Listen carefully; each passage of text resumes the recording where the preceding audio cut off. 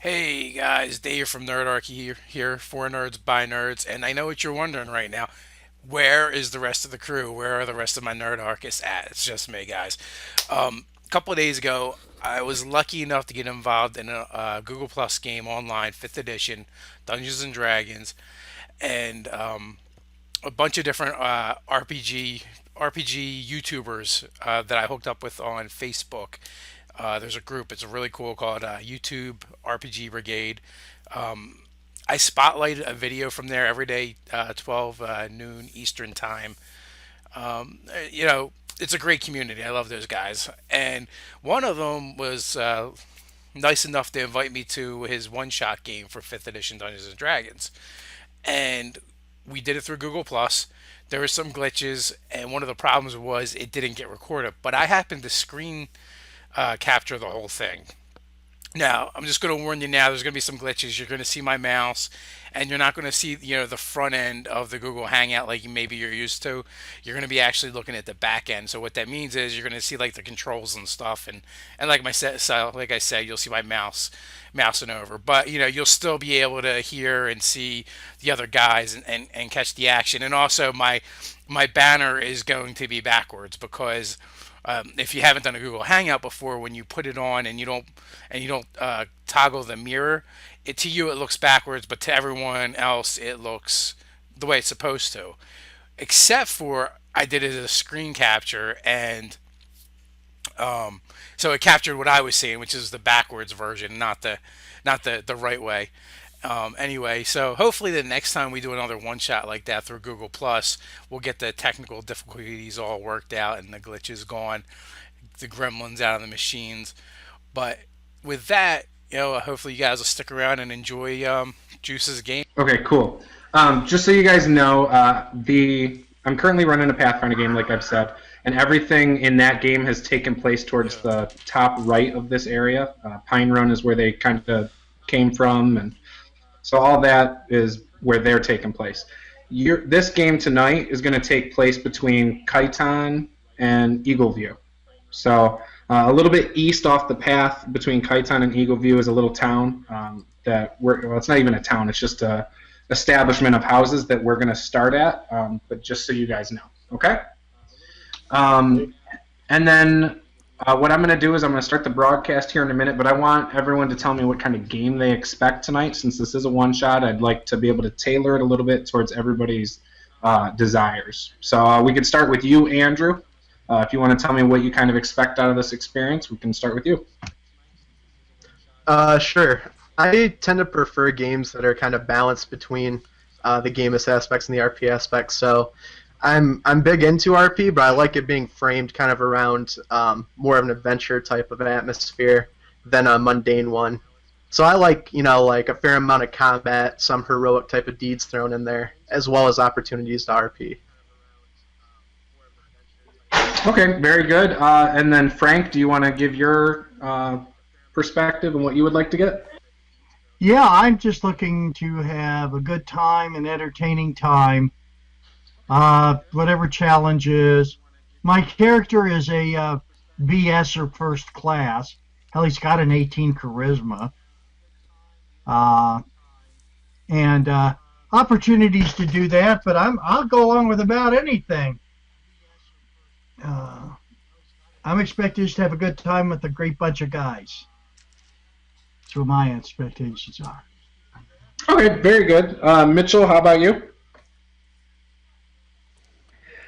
What I love in games that I play is mostly the story. I really like a good story, but since it's a one shot, I can understand if it's a bit not nearly as detailed and stuff. A great adventure is what I really love. A great entertaining adventure, even if it's beer and chip style. But even if that is from combat and stuff like that, I'm fine with it. Uh, Only question I do have is my character does suffer from a form of PTSD, so I was wondering if anybody had any problems if I ever roleplay that aspect if it happens, especially to Frank, because I know he's war veteran. All right.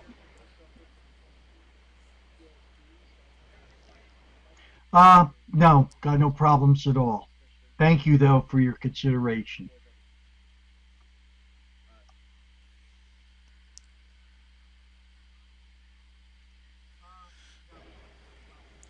For some reason, my camera's not working. It looks like I don't know why. David, do you care to talk about what you want out of this quick experience tonight? For some reason, my camera's not working. It looks like I don't know why. David, do you care to talk about what you want out of this quick experience tonight? Sure. I mean, I'm used to running, so just being able to play is always nice. And yeah, I'm pretty open-minded. I like combat, I like role playing, I like solving problems, and I like getting immersed in the story. And basically, I can enjoy any Sounds of those good. And then what aspects about to you, different Robert? degrees. So, come pretty here open-minded and have come here to roll some funny shit with dice and have Well, fun. I guess my character is pretty a stout guy, so I wouldn't mind a little combat, but he is kind of uh, a conflicted kind of a person. Doesn't really like know himself, and so I guess a little role playing would be good too. I mean, really, whatever happens, I'll be happy. So that's about it.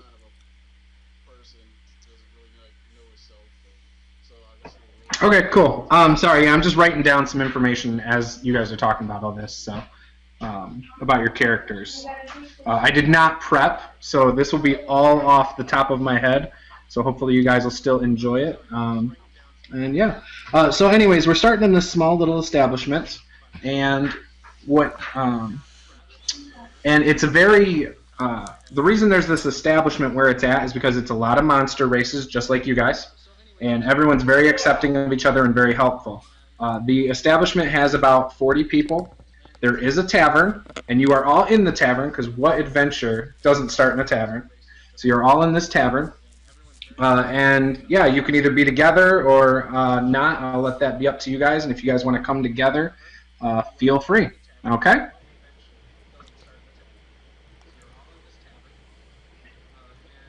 Okay, so I would probably be surrounded by a group of guys, regaling them with a couple of adventures from the battles I had been in. A couple, none of the really bloody ones though. That would probably be a bit too much for me to handle at times. But a few of entertaining stories from deep within the Udric Empire. Probably drinking some beer while I'm at it. My character is looking for adventure. He's trying to go about and develop his sorceress aptitude. So he's probably going to overhear that and kind of join in with the crowd that's listening to you telling your stories.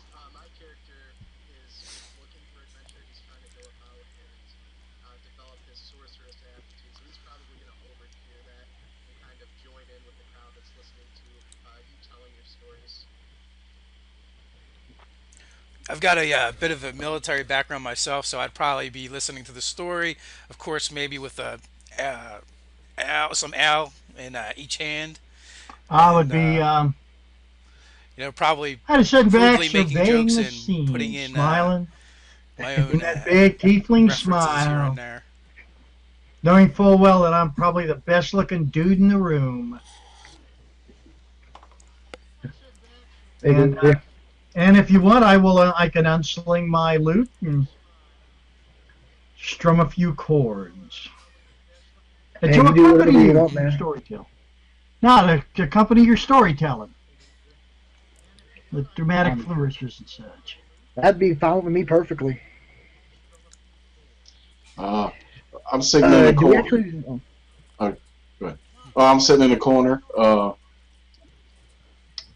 just kind of listening to everything and sipping on my ale, just waiting for something to happen. Do you guys actually want to describe our characters, like take turns doing that, or we just want to say with like tiefling, bard, and stuff like that?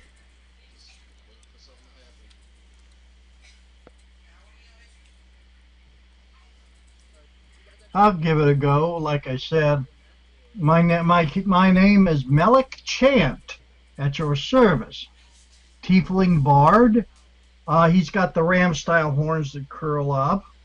Long, curly, dark hair and a little goatee. And a wicked smile because he's got an 18 charisma. If I could ever figure out how to get this tail of mine to go prehensile, never mind. This is PG-13. So anyway, Yeah, he's fairly well dressed. Um, just minding his own business, going through the world. That's me. All right, I guess I could go next, unless somebody else wants to. All right, I'll go. I play Iskander, Aeonian Hittite. I'm a 7'8" tall dragonborn of golden descent, so I'm a ton of golden scales. I have scars across my face, specifically 3 across my right cheek and 1 going down close to my left eye. I wear rather heavyish looking armor of a scale variety, and on I have a shield as well that looks to have a dragon formed out of tribal markings and with some type of circle in draconic writing around it. And upon my over my heart on my armor is the number 9.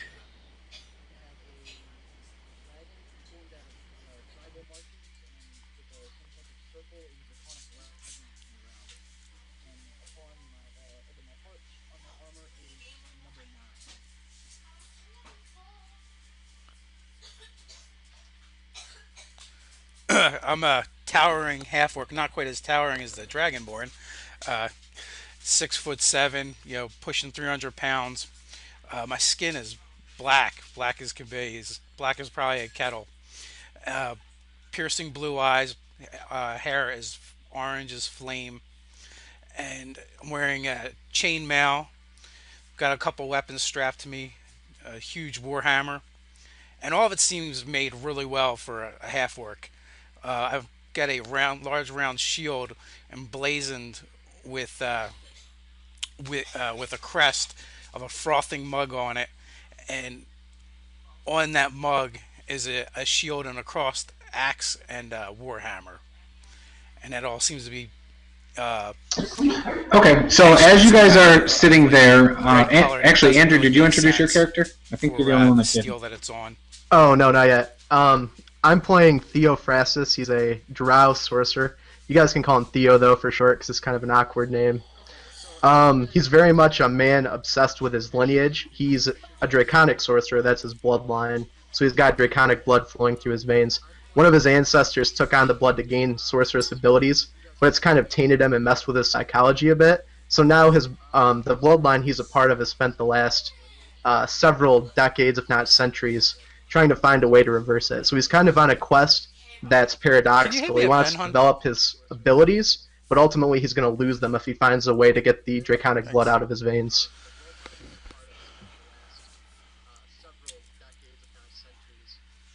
All right, as you guys are sitting there, a dark elf approaches the table, dressed pretty nice for a barmaid. She's obviously the barmaid because she's bringing you guys a round of drinks. And as she comes up, she says, "Once again, I'm Ayla, and I will be your server today."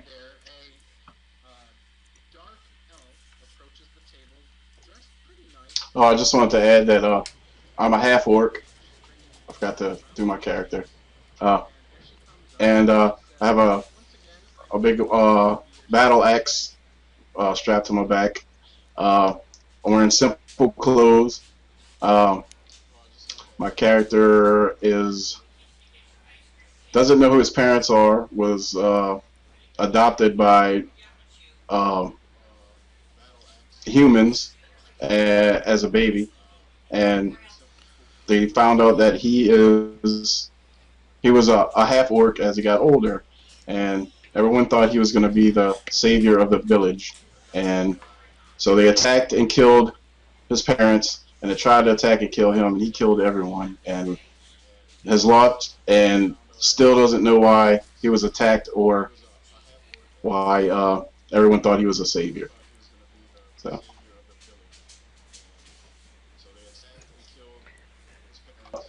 Oh, and I'm really ugly too. I will look at Ayla, flash my best smile, and go, "Well, thank you, dear lady. May I have another glass of wine?" Yes, I will get that for you right away. Anything else for anybody else? Yeah, looking not to be outdone by Chalak, I'm going to take her hand and gently kiss it and say, "Can I have 2 glasses of wine?" I'll just stop briefly in my storytelling and go, just another beer for me, sweet thing.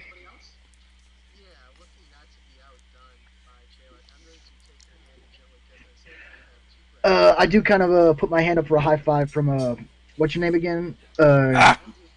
Thorin, right? For Thorin. You can refill these. These will be I'll empty take by the another. time you get back. I wanted to point out really quickly too that my character's also really high charisma, so like me and Chad would probably have like a pretty Yeah. boy thing going. So there's probably some competition there. Well met. I like that. I like that. She sets the drinks down and she tells Frank, I will be, or not Frank, I'm sorry. She tells Theophrastus, I will be back with your second wine in a moment. I give her a tip.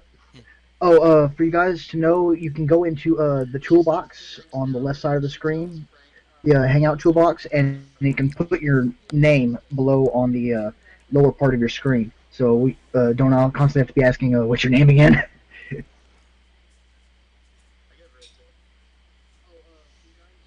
Okay, which button do I push here? It's the Hangout toolbox. It looks like a lunchbox. Yeah, it's red with a handle at the top. It's got a little wrench on it. If you don't, I don't think I got it. do you see the... Yeah. It'll do that. All right, where do I find it? Come on. Oh, there it is. There it is. I see it. I see it. It should be the first section You of might the have app to whenever you install pull the it up. app. It just That should have like a that little app. portrait thingy looking thing. You just type your character's name in there and hit on. Okay, I'm. Ah, Okay, Ayla comes back with your second wine and sets it down, and she winks at you, Andrew, or Theophrastus. I gotta get in the hang of these names. Sorry, my bad. Theophrastus. She gives you a little wink, a little pat on the shoulder, and asks if there's anything else she can get for you boys tonight. No, I think I'm going to be doing pretty good after I drink this wine. Just keep All right. Well, if you need anything, just let me know, guys. did that do what I think it did? Yeah, it's down at the bottom. You can click your own portrait and it'll show you. No, I just put it up there and it looks like Just it's keep the ale backwards. flowing. Oh, yeah. If Thank you want it to look proper, there's a button right next to the on button that says mirror local video, where it'll flip it. Ah, But you might just want to put it so it says your character's It only name, not looks your name. backwards to you. It's mirrored. To us, it's fine. oh, I okay. can't do that though because of my resolution.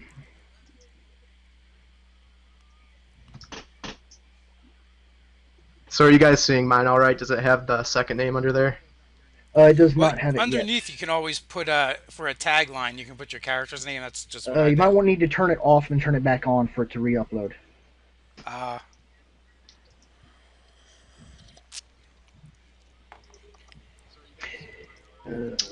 All right. Well, I'm there, but Don't worry, I'm having technical difficulties myself here, so... I see it says lower third, save preset, lower That's it, man. third. Yeah. Okay. And just turn it on.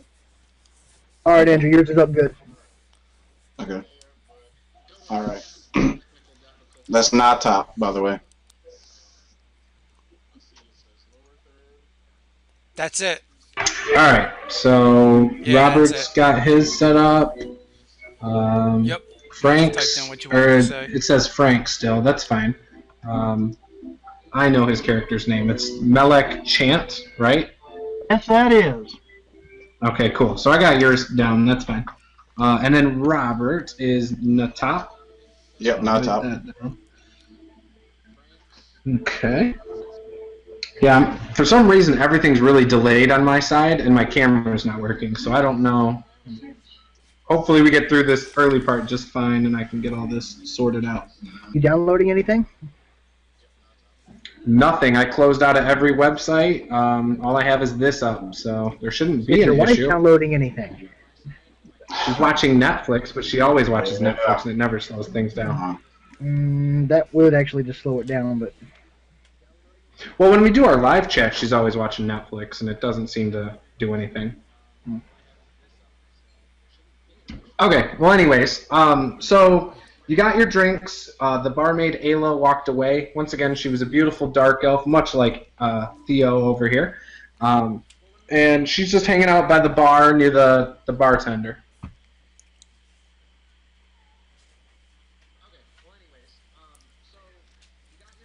well, I'm just going to continue my stories until either something happens or I get too tired and I decide to retire to my room. Yeah, this town is filled with dark elves, half-orcs, some half-elves. It's basic, and you really only have about 3 dragonborn in here. There's not a lot of variety with that because dragonborn is have so I rare. noticed many But dark this elves is here? an establishment of monster races that are still accepted among society. And you guys know that. You guys have been staying here for a little bit. You might not be from here, and you might not necessarily live here, but you guys have been in town for a little bit. So.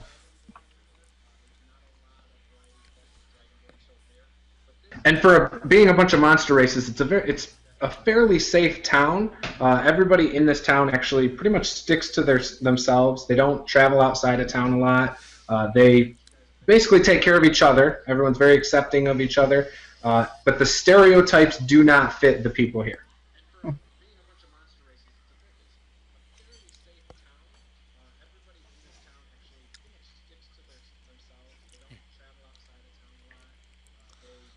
There you go. I like that idea. Yeah, actually, orcs have a lot of double-headed axes and things like that. Everyone's got their weapons and for protection, but like I said, it's fairly Of course it's safe. safe. It's The like only time Texas. there's a Everyone has a problem is gun. when No one wants to human start anything. bandits seem to be in the area. But that's really about it. By the way, I'm going to watch as Ayla walks away and sing rather softly, "Poetry in Motion." See, it's an old rock Cursing and roll song. Human bandits. But I go, and smile, and turn to Theo and lift a glass. To beauty, my friend. Yes, to beauty and its admirers. Ah, ha, ha. Okay, so as you guys are admiring Ayla and listening to Eskundar, am I saying that right? Iskander, if it helps you, you can just say Iskander. Alexander. Alexander's war stories. Another goblin barges into the room, says, oh my gosh, another zombie is in town!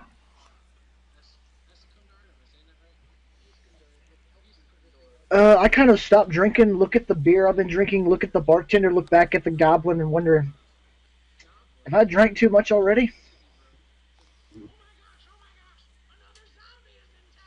You guys would have general knowledge that there have been zombies that have crept into this town from the east. Not necessarily frequently, but it's happened a couple times in the past few months. Another zombie. Have there been a lot of zombies in this town?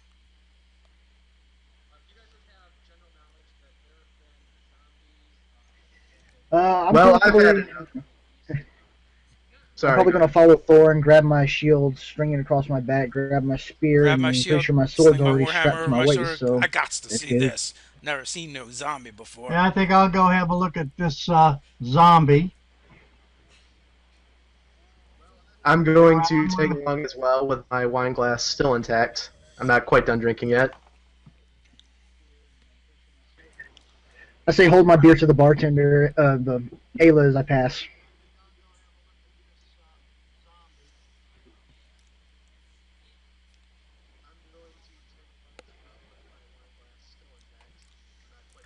And as soon as you guys step out the door, you hear immediately to your left, and it's within a few feet of you. I mean, it's 4 feet Not a away problem from for you. me. I just down when I got left on my spear. Just make sure I'm going out.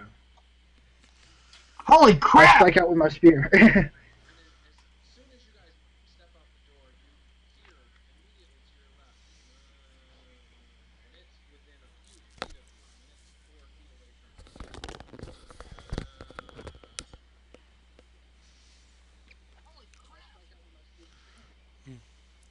By the way, I will Well, take one step I call down the to my power rear of and the get Dormac blood behind shield you. Get behind Dave. and channel it You through know? my Thorin! shield, which is also my holy symbol, and Yeah, you show him. drop some divine wrath on this Thorin, critter. is your shield like rather big or? I'm gonna try and basically pull off the phalanx with you, lock my shields with you, and basically say, "Do you mind?" While getting ready to thrust my spear at the zombie.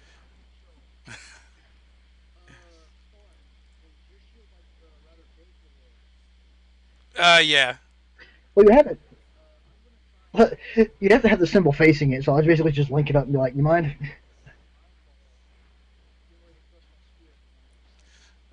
Not at all, but I'm not really presenting it like a shield right now. I'm presenting Okay, it. everybody give me a like, d20 I roll don't for know, initiative. crucifix or something.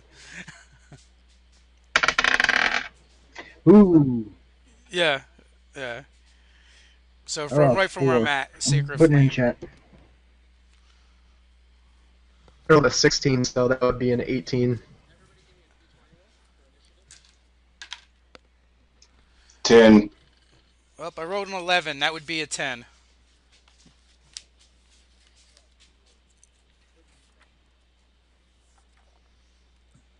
What'd Frank get?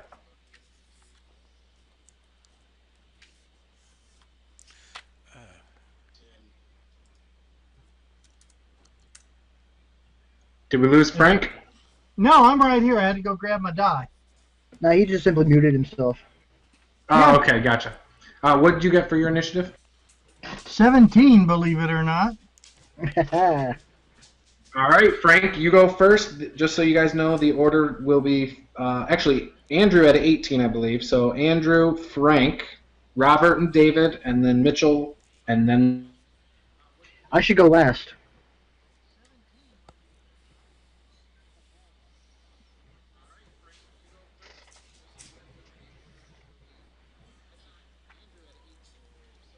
Alrighty, well, what have I got? Not much of anything.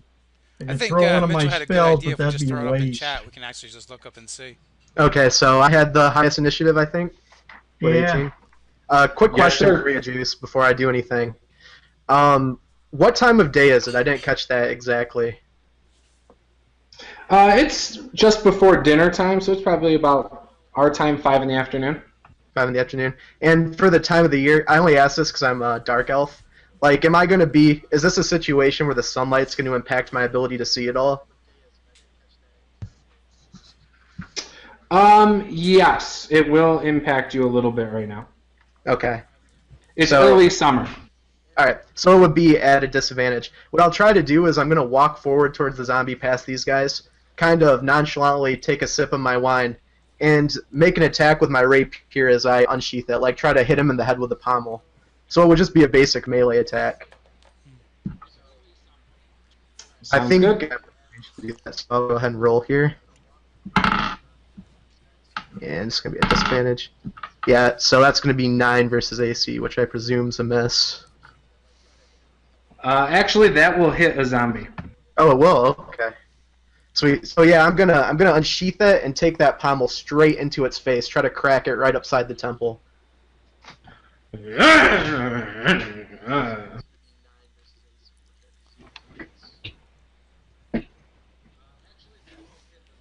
It staggers backwards as its jaw clearly cracks. You can see it kind of dangling now, the jaw.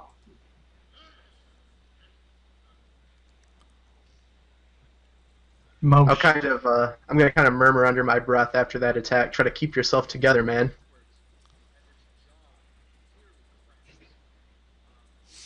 Well,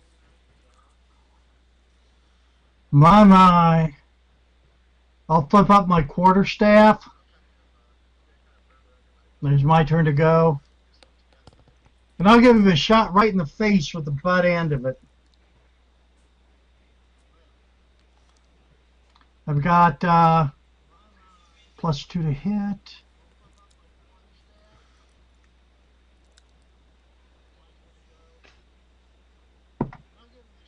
Rolled an 11, +2 is 13. You will connect. Do you want to describe your hit? Yeah, flip it up. Bam! Right square in the, right about where the nose ought to be. Give me some damage. All right, let's see. Where's my damage? Plus 1d6 bludgeoning. Plus 1d8. 1d6 if you're using it one-handed. 1d8 if you're using it two-handed. Ah, I'm using it two-handed. Just a class. 1d8. Bam, 1d8. All righty. Plus your strength. And my strength is only a 10, so that's a +0. 0. Okay. Whoop! 2 whole points of damage. So as you hit him in the nose, you do see some maggots fall from out his nose and out of where the jaw was already severed off and fall just to the ground at your guys' feet.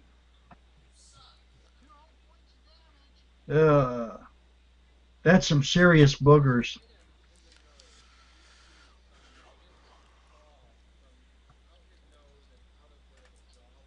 Okay, next.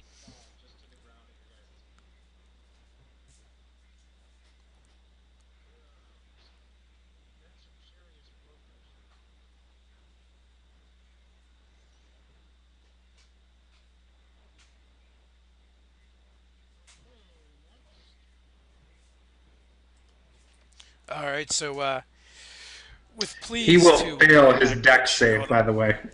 I point my shield in his direction, and Holy Flame descends on the zombie for a whopping 3 points of damage, and he has to make a Yeah, dex instead it's save. usually reflex for half. And zombies have horrible Which I reflex. couldn't believe that when there's. Yeah, he rolls I a couldn't 10. believe there was a no to hit on that. I'm like, I had to read it a couple times. And what was your to hit, or how does that work? Do you know?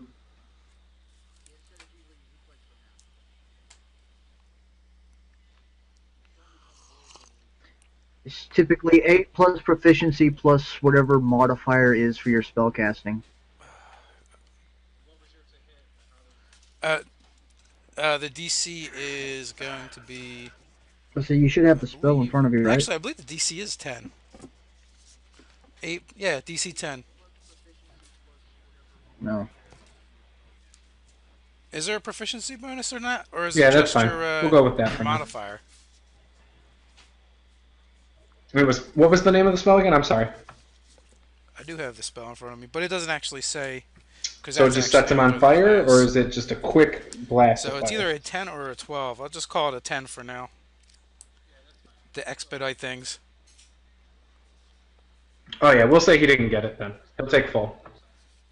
Sacred Flame. Robert, you're up. All right. I say It's let's just end this. radiant and damage. take my great 3 axe points of radiant damage. with a nice downward swing to his head. With a 7. You swing and graze by his shoulder. The flame that he apparently, the radiant heat that he just felt, just kind of staggered him enough that you barely missed him. And Mitchell?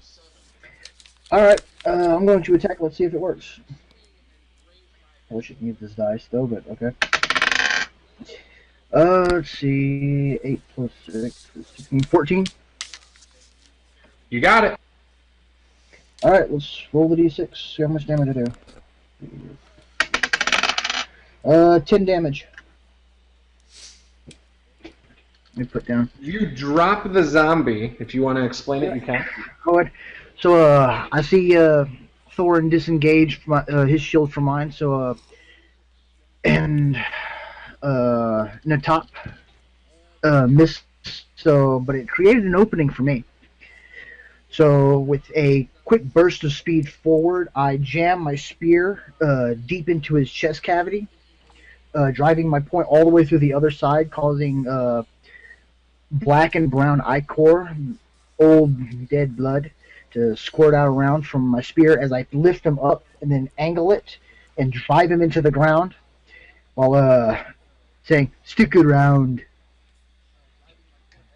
So the zombie hits the ground and lays there motionless for a second, when all of a sudden, like, it kind of coughs up some more maggots and sits straight up. He lashes out at you, Mitchell. And he will hit with a 19. My AC is 19. Oh, is it? Well, he will hit you then. And that is for 3 points of damage as he slams into your legs. Alright. Come on, PDF. Load.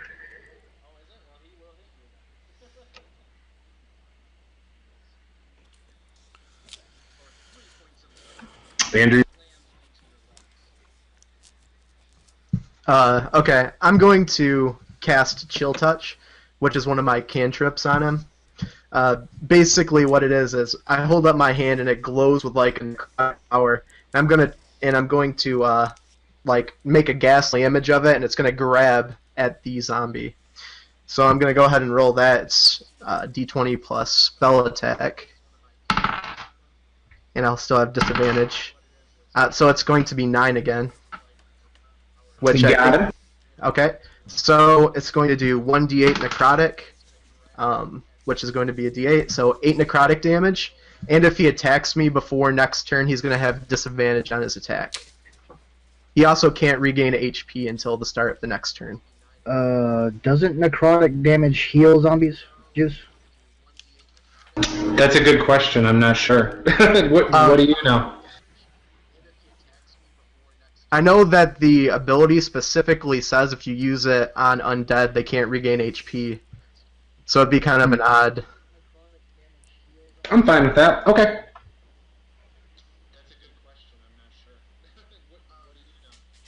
You obviously hit. So if you want to...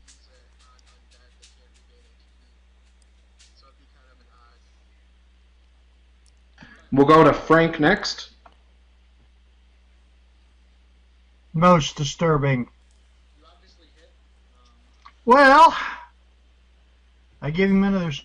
Only this time, instead of poking him in the face, just swing the butt of the quarterstaff around, try to take his head off with it.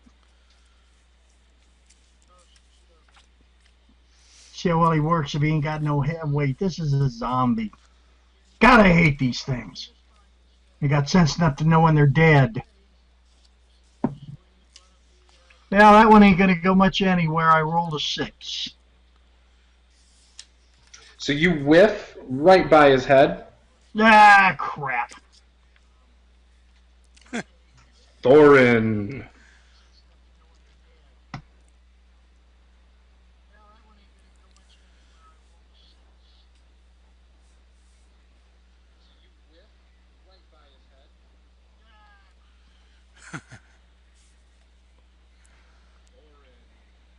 And the zombie goes lifeless and just falls back.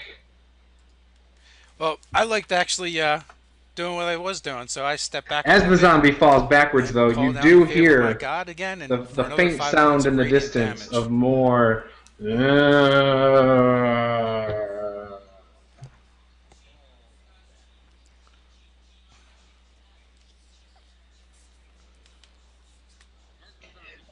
I wipe my spear off on whatever clothing the zombie has. I'm probably looking rather disgusted at it. Well, men, might I recommend we the join fun is together about to to dispatch continue. this threat?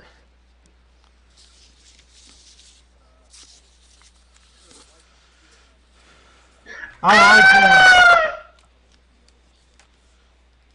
I drop my glass of wine. It's at this point my head shoots up in whatever direction that shout came from. Sounds like a sound plan to me. As you guys go marching around the corner of the tavern, you see a young girl, a half-orc girl, on the ground as a zombie is eating into the back of her back. You do see two more zombies about to lunge on top of her as they kind of notice you. I'd like to charge and see if I can knock them back with my shield. Would I be able to do that, Juice? Yeah, I'll give it to you. You and Robert. I'll let Robert go first, since we'll just stick with the same initiative order. So Robert can go first, and then you can go if he wants to declare an action. Yeah, I think I'll do that charge. That sounds like a good idea with my great axe, and see what I get. Ooh! See, I got a 20. Describe it. Ooh, that's awesome. Robert, whenever you roll your damage, you've done max damage, which is a d12 for that. Then you roll your damage again, then add your strength modifier, and that's your max damage for what you did. Okay. Well, I come through with my axe straight ahead and slice through every single one of them, hopefully. Let's see what we get. Got an 8. Plus strength and an automatic full d12. Alright, so that's 25. okay. And another 8. No, Robert, you get a full d12 whenever you critical hit. Then you roll your damage dice one more time. You add that to the total, and then you add your strength bonus. Yeah, so automatic 12. Half-orc, aren't you? Plus the 8 that you rolled, plus your strength. So 25 would be the total. Okay. Yeah, describe your hit. And let me just tell you, it's going to drop the zombie. Okay. As I lunge forward, the tip of my great axe is pointed, and it slices right through his shoulder, He's through his head, also through his a chest, half-orc, and so out he the gets bottom of his another arm. die. And he flops open with all the maggots all over. And I'm just laughing because I love it.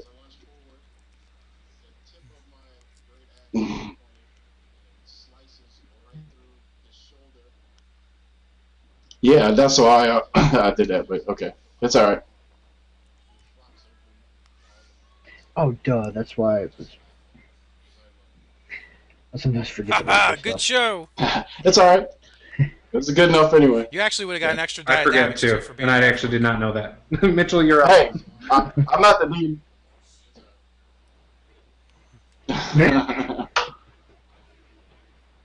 Alright. So who's next? Mitchell's up. All right, so the two zombies are He showed such charging disdain towards for the those girl zombies and that he now didn't even Robert. bother using it. The one that was on the girl, there was one on the girl, and there were two that were about to lunge on top of the girl as well, but they noticed you guys, so they kind of froze in where they were. I was hoping to bull rush and basically push them back. Maybe slam them into the building or something like that. You could do that. Alright. Roll to hit, or is that strength? Or... Yeah, that would be a strength, I believe. Let me pull up. I have a cheat sheet around here. Strength check? Yeah. Alright.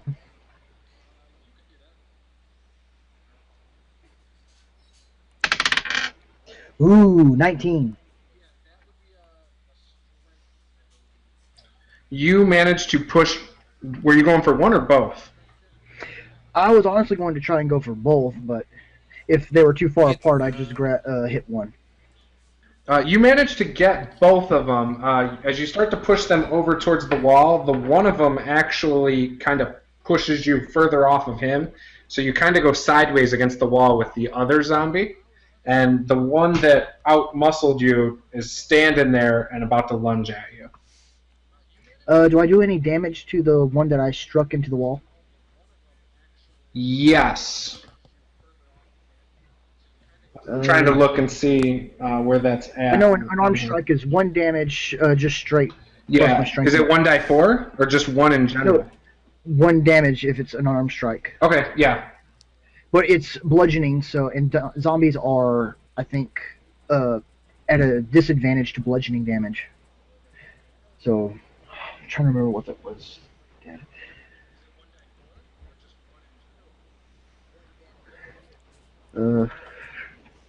I don't see anything about them being more susceptible to bludgeoning damage. Where's that at? What was that? Skeletons. That's just skeletons. Oh, okay. Well, I got the PDF up just in case we have any problems with that. So that'll be 5 damage to the zombie. Other than that, I'm going to try and angle my shield to defend against the zombie that's trying to lunge at me.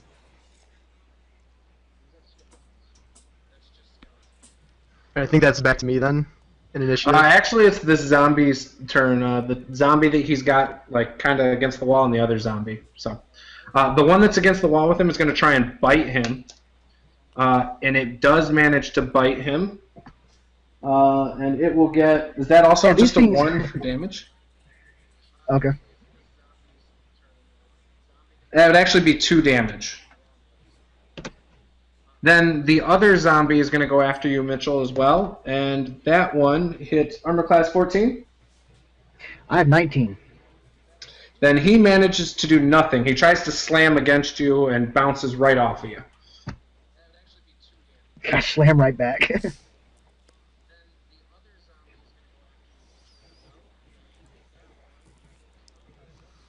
Alright, the way the zombie's oriented to me, Juice, the one that's attacking Alexander, if I shot a fireball at that, would that be, like, angled so it would also hit the dwelling? Because I don't want to set the dwelling on fire. No, you have a clear shot at the one that kind of bounced off of him. Behind it, about 30 feet back, is probably the forest, but you're okay. Okay. So that's what I'll do. I'll target that one then. I'm going to yell to Alexander to stay flush to the wall so he doesn't get grazed by this. I'm going to shoot that fireball at him, which is still going to be disadvantaged. Oh, that's a pretty good one. This is going to be 16 and actually a d10. It's going to be 5 damage. The zombie catches a blaze. Frank, you're up. I certainly am. Well, I suppose I could whack it with my staff again. What I'm going to do, though, is the one that was chawing on the little girl, he's dead, right? It's gone. It's eliminated. Yeah, Robert took that one out with his axe really easily. Alright, the girl has gone motionless, by the way. How bad is she hurt? She has a dead zombie lying on top of her. It's kind of hard to tell, but she's not moving. I'm going to kick the damn dead zombie. Isn't that a oxymoron? A dead zombie? I'm going to kick the dead zombie off the little girl.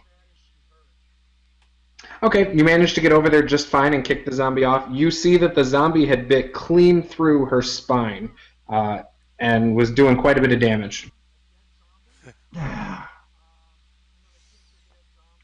Then I'm going to take my knife. She stopped breathing, right? Yeah, you can't tell if she's breathing. All Unless you right. have a medical, do you have a heal skill or anything like that? I have a heal spell.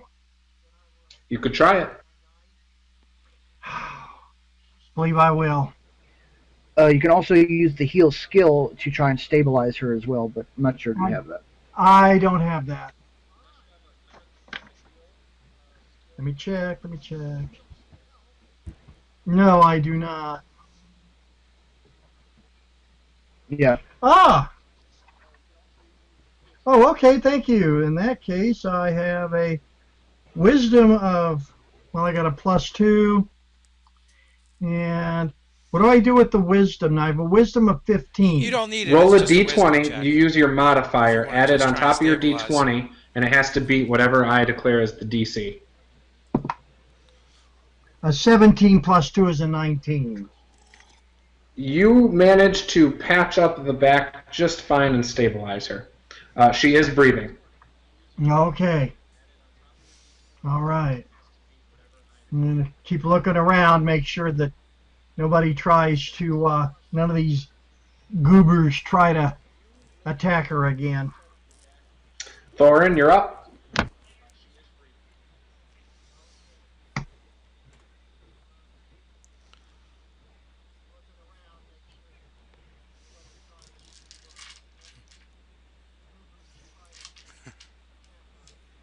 You missed. He does a matrix move and dodges. No, I'm just kidding. Go ahead. All right, I'm going to charge the nearest zombie with a 24 to hit. You definitely knocked the zombie down. He's still moving and groaning, but he is Son of a down on the bitch. ground. That was a nice hit. I knew that was coming for a whopping 10 points of damage. From Robert, my you're up. hammer.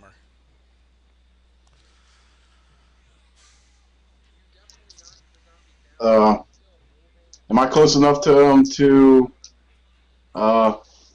Praise To be hit him? Cormac. the zombie? Yeah, you are. The two are behind you that are engaged with Mitchell. But yeah, you are close enough that you could turn around and hack at either one of them if you want.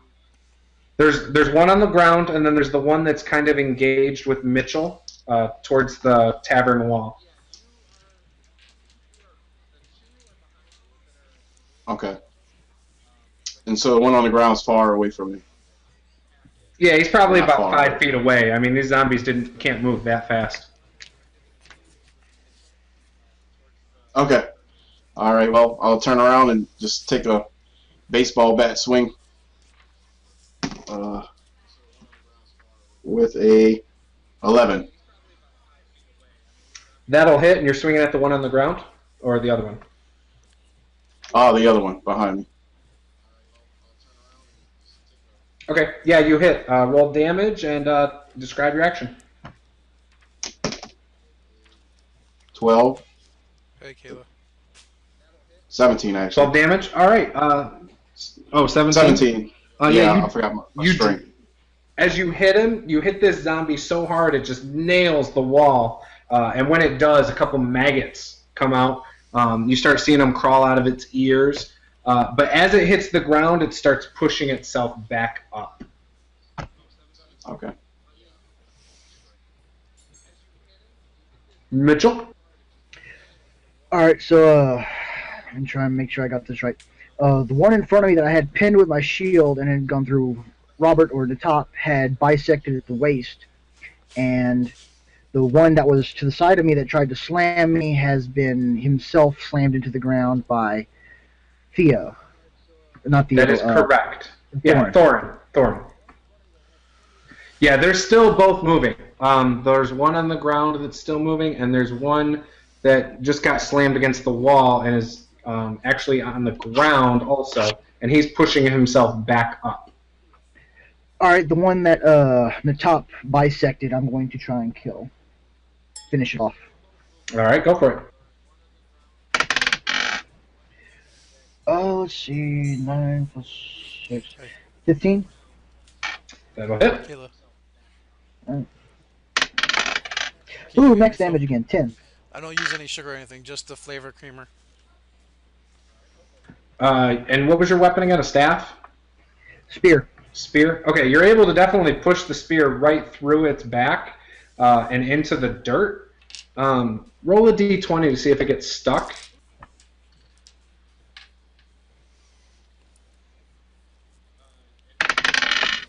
I rolled a 20. Okay, you definitely are able to pull the spear back out. Now, as you went through the zombie, it went motionless and is not moving. Can I nailed it? Say I nailed it through the chin and out the head. Yeah, go I for hear it. the 20 on that roll. Yeah, describe it. Go ahead. Yeah, so after Thorn bisected it, which I have to admit was a very, very masterful and clean strike, even if it did look like a baseball batter's, I do kind of turn to the girl that had her spine chewed through, and just this small image of flames shooting up around me, buildings destroyed, and a few children, a couple of them dead around me, but a few who had been hacked apart enter my mind, and then I snap back quickly with the zombie getting back up in front of me, and just this slight red haze in my head, and, like, and I jam my spear through its jaw and out the top of its skull, scattering maggot-infested brains all over the ground around me as it stops moving.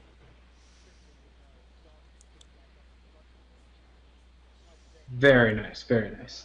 The other zombie that is still near your feet will actually try to get to its feet, and that one is going to go at Thorin. And he will hit an armor class 14. Getting to his feet, I think that's a full round action, and I think it also provokes an attack of opportunity from me.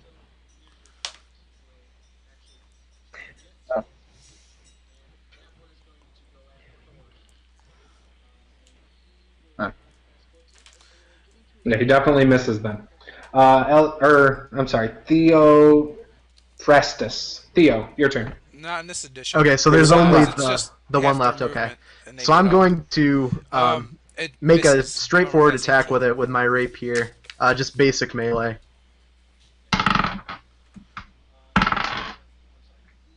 Which is going to be an 8. Hits. Okay, so that'll be 10 damage. You're going to love this. Okay, describe your hit. Alright, so how am I oriented to him? Am I coming at him from the front or from behind him? I don't really know You're exactly going to where have to I'm come around sitting. the side because right now there's someone to... There's... Natop is behind the zombie, and Thorin's in front of it, and Alexander is to the left of Thorin. Okay, so I'm going to come up... From the right. Alright, I'm going to come up on the side of him then. I'm going to take like a really low center of gravity approach and strike diagonally upward through the side of his neck and out the top of his head. Like a thrusting attack. As you do this, you feel the body of the zombie kind of fall of the weight of your sword, and he's still coming at you. I'm going to look incredibly alarmed, but I don't say anything. Kind of just wobble back a bit.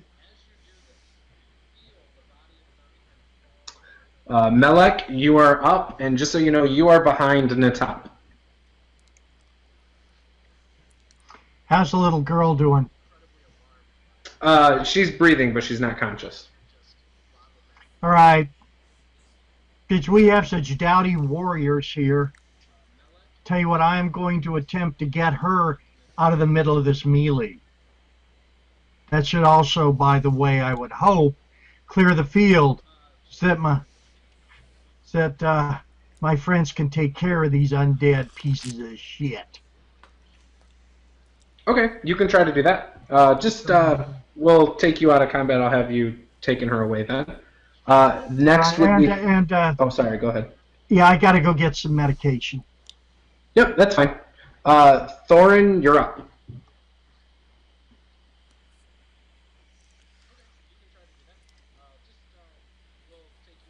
There's only one left.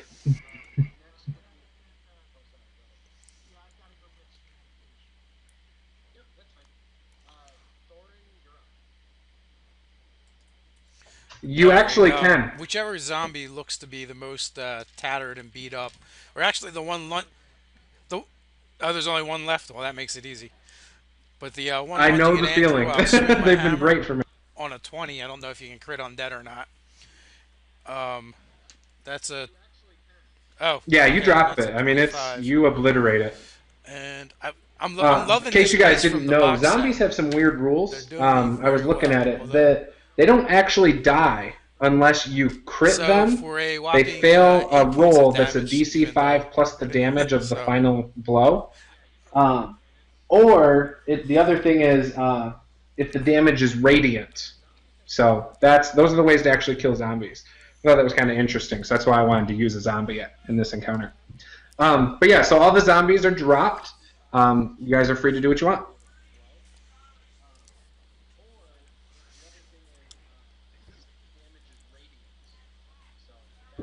Yes, you can.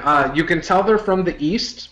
Some of them look as old as not even a month, and actually one of them is maybe a month old, and the other two are Can we very discern what old. direction they came from, looking around?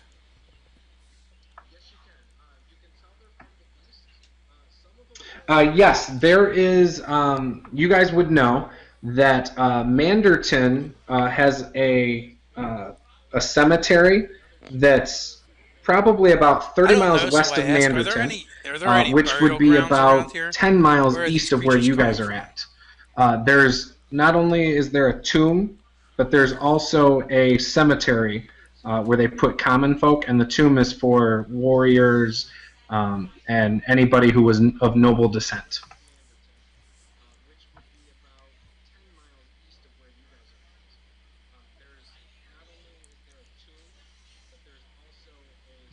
They all look like common folk. And you can tell based on their race, none of them are monster So, races, so they're looking at not the from zombies this arrayed around us, establishment. their clothing, does it reveal any clues of their station? Can I pick their pockets?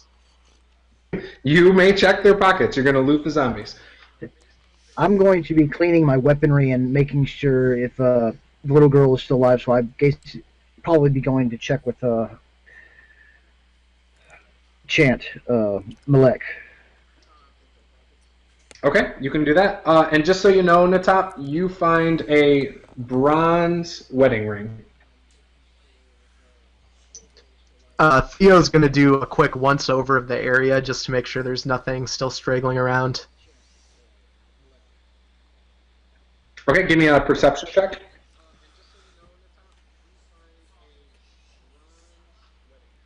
Give me a perception check. And Thorn, what did you say?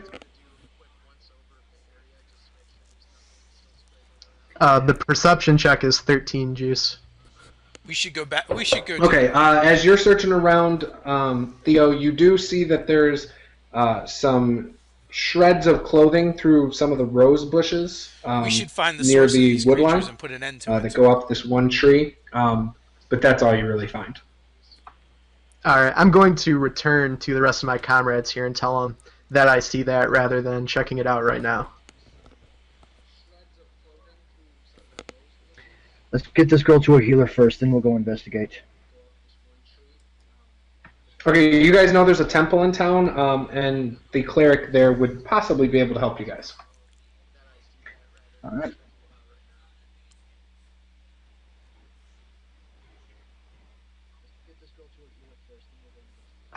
Okay, as you cast this spell, you hold your hands above it, the wound, and it just, you can see as the spine magically reappears. There's no and need. I will the tend to the wound child's wounds closes right up. now. Not well. She gets back 3.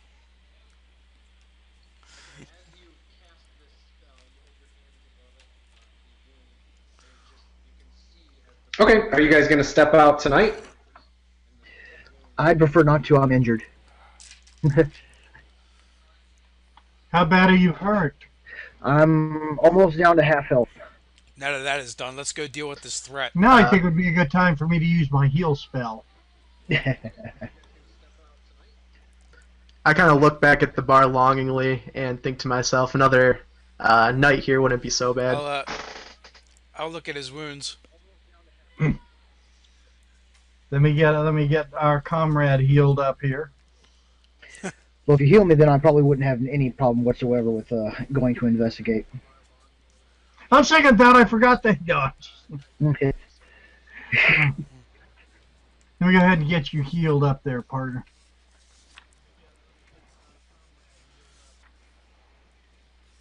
Okay. Let's see how to remember how to do this. So once he's healed, are you guys going to step out tonight still, or are you still planning on waiting until the morning? What are you guys planning on?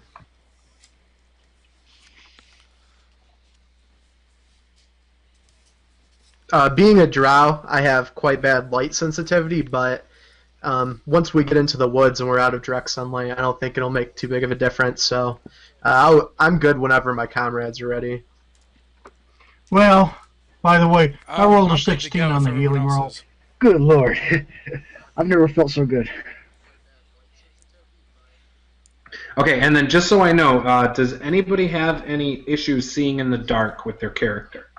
I do, but I have torches. Okay, very good. So you're going to struggle, and then our tiefling, can he see in the dark? Actually, let me check the alpha real quick. Unless somebody's willing to crook up in the player's handbook and look at the dragonborns and see if they put low light vision in there.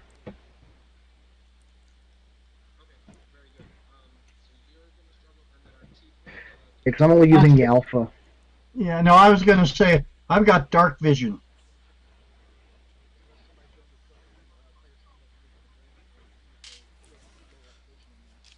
And humans. I Yeah. think they get. Okay, cool. dark So vision, but don't worry I'll about take a look. torches I got then. the book right here. That's good.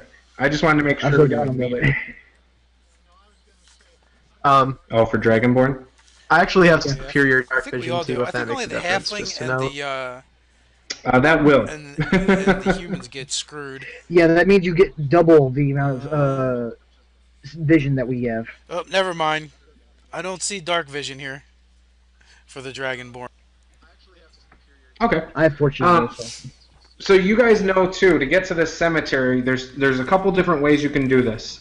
You can try to go along the water, which is a little bit north of where you are. You can go along the water line, which will be a little more Everyone clear. can see perfectly except for the dragon. Or you can go cut through straight through the woods where you think the zombies came from. That's going to be a little rougher.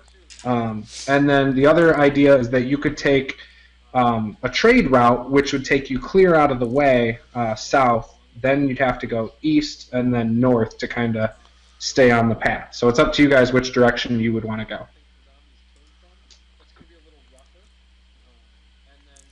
Either's fine with me. I'm a soldier. I go where I need to.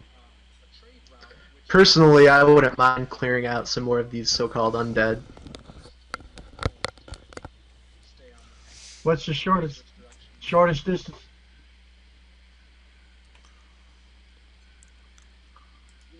You guys are all pretty familiar with this area. You've been here long enough. You would know that going straight through the woods, while it could be difficult, you might hit difficult terrain, anyone familiar would with be the the area? shortest distance. It still might be quicker to go along the water line if you were looking for speed.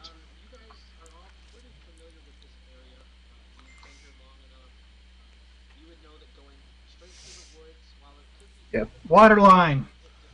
Yep, sounds good. Hard line, I guess. Okay, great. So you guys grab all your gear that you're going to bring, and as you start walking out along the water line, I the would water say go line's along just the water north line of if you, that's fastest. and you know that the water line will run directly up to this cemetery. You manage to get about 2 hours into your journey, and it's pretty uneventful. As you start to realize, you start to realize that the cemetery is just short distance ahead. It's probably only a few more, I don't know, maybe a half hour ahead, and it's strangely quiet. As in, like, no wildlife or anything? Exactly. I duck down. Is there any cover I can take? Yeah, I mean, there's trees that are kind of spread out just south of where you are, but you probably have, between the water line and the tree line, there's always about 20 feet of really no trees. I would probably say out. It's way too quiet. We need to find a place to hide real quick. Who has the best vision? I believe that would be me. I'm accustomed to seeing at night or in dark areas. Quick question: is my torch lit currently? Yeah, you will need a torch lit in this instance. It's about 8 o'clock. Well, no, it's not, because it's only about 7 o'clock at night, 7:30 at night. Okay. So you don't need the torch yet. You can all see fairly well. Even you, the sun's down enough, and there's enough trees, Theo, that your eyes are working just fine. It's too quiet. It smells like an ambush. Or at least I could something try to take a vantage point if you want and see what I can see down the path. That would be best. All Okay. right, so I'm gonna look around. Is there a tree that looks more sound than the others? Maybe. Yeah, they're pretty sturdy trees. You could climb about halfway up if you want to try and look down a path. I'll give him Sure. a boost. Yeah, give me a dex or a climb check. Okay. I'll help him with this. All right, so that gives me advantage, I think. Yeah, roll Yes. twice, take the high. All right, so it's going to be 18. Okay, as you get up on there, you do see down this path, there are zombies lumbering about. You don't see any form of birds or any kind of animals, and you would know that this is kind of odd for the woods as a dark elf, that there aren't animals around. You might think Okay. that they sense danger, or that there's, in general, animals would flee the area. While I've got my eyes on the zombies, I'm gonna do like a quick mental comparison to the clothing and the level of decay that we had saw with the other zombies and see if they're similar. The level of decay does seem to vary, and they do look very similar in the type of garb that they're wearing. All right, so I'm gonna scale back down the tree, but be as quiet as I can in the process, and tell these guys what I saw.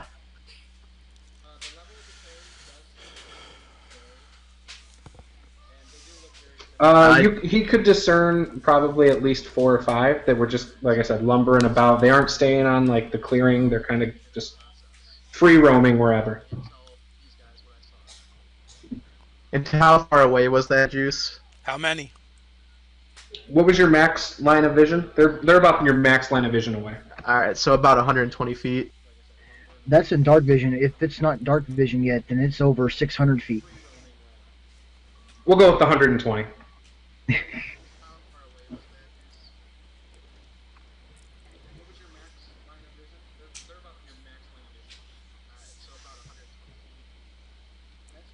I guess if you like that kind of thing.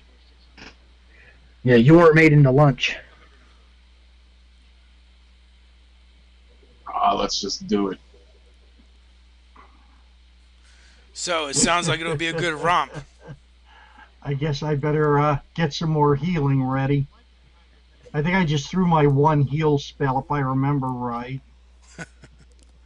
You can only do one. You guys, Uh-oh. What? It's okay. You got better. You just Never used did one. your healing spell. Uh-oh. We still have a cleric. Yep, we do, don't we?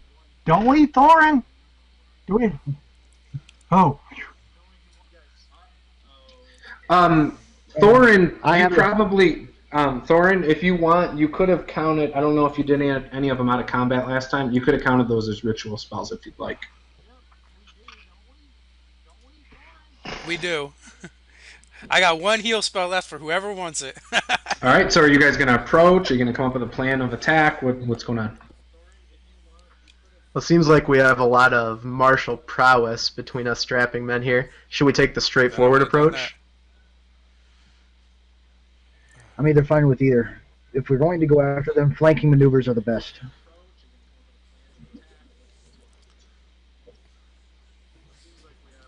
Yeah.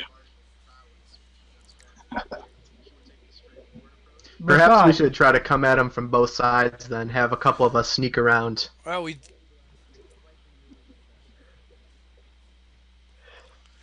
Sounds good to me.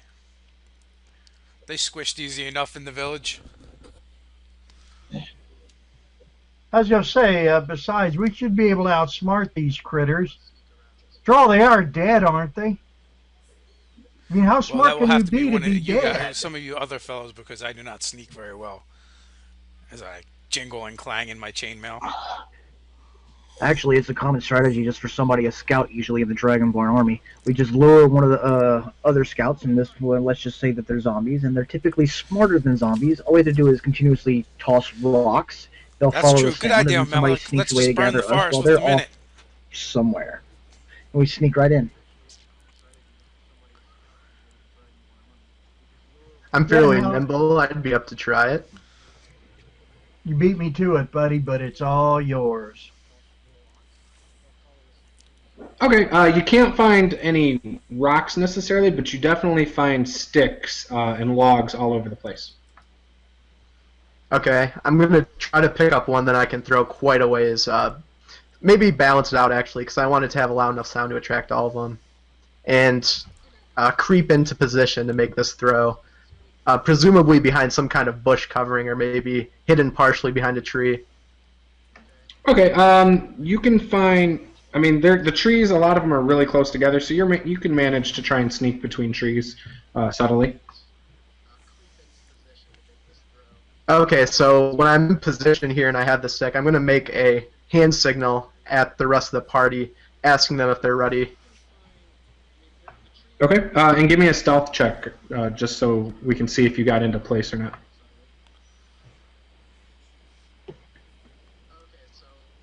Oh, wait, Stealth check my- would be a 12.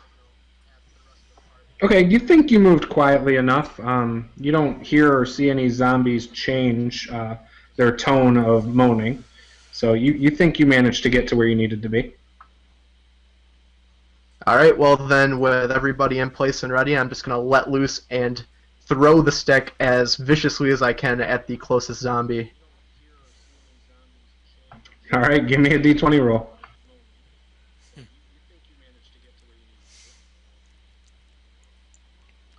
Would it be dex or just straight d20? Yeah, dex for range. Okay, it'll be 10. Yeah, you aiming it directly at the zombie then? I want it to like kind of fly close to them. Not exactly, but at the general direction. Okay. Yeah, with the 10, I'll say that it hits the area you're looking to hit. Probably next to the zombies, so it definitely shifts the attention of a few zombies in that area. As you got this close, you did seem to make out that there are at least 8. Okay. So I'm going to I can still make a movement action as well, right? Since I've got their attention now. Yes, and then everybody is going to roll a d20 for initiative. And just type it into the chat box.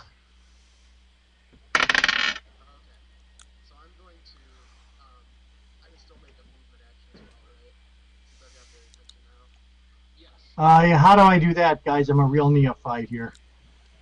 There's a roll blue button D20 at the and your top dex. left that opens up the chat box. Ah, And then on the right, you can type down in the bottom right-hand corner. oh, I see it now. Gentlemen, thank you.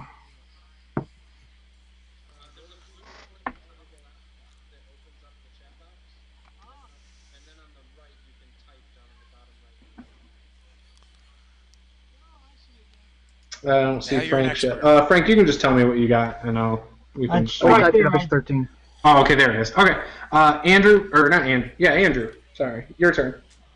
Okay, so immediately after I throw that stick, I'm going to turn and run to the furthest bush I can make it to in a single movement and try to hide in it. And I'm going to stomp really heavily as I do it too to make noise. Okay, you definitely think you got the attention of the nearest zombie at least, and you do manage to find a bush. You're going to jump into it. Yeah, let's say I just jump right in. All right, you do take 1 point of damage from thorns and prickers and all that crap.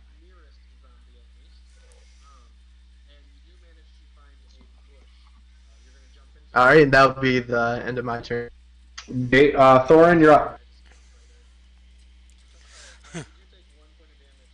They're about 110, 120 feet away. Prickers, not the prickers.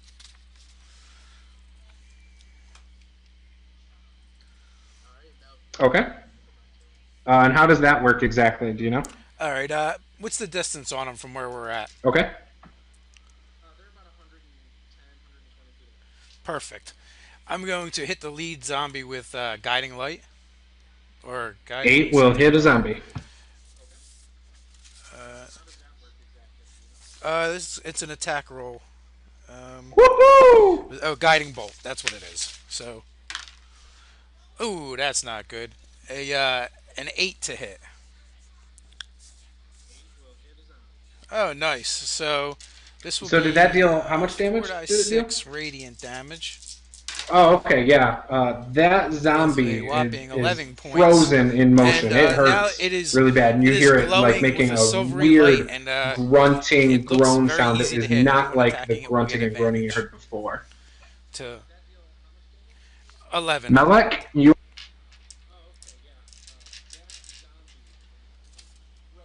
Hell yeah. Okay, well, I'm not sure exactly what I can do, but I do have a handy little cantrip that might also be useful. It's Nice. called Dancing Lights.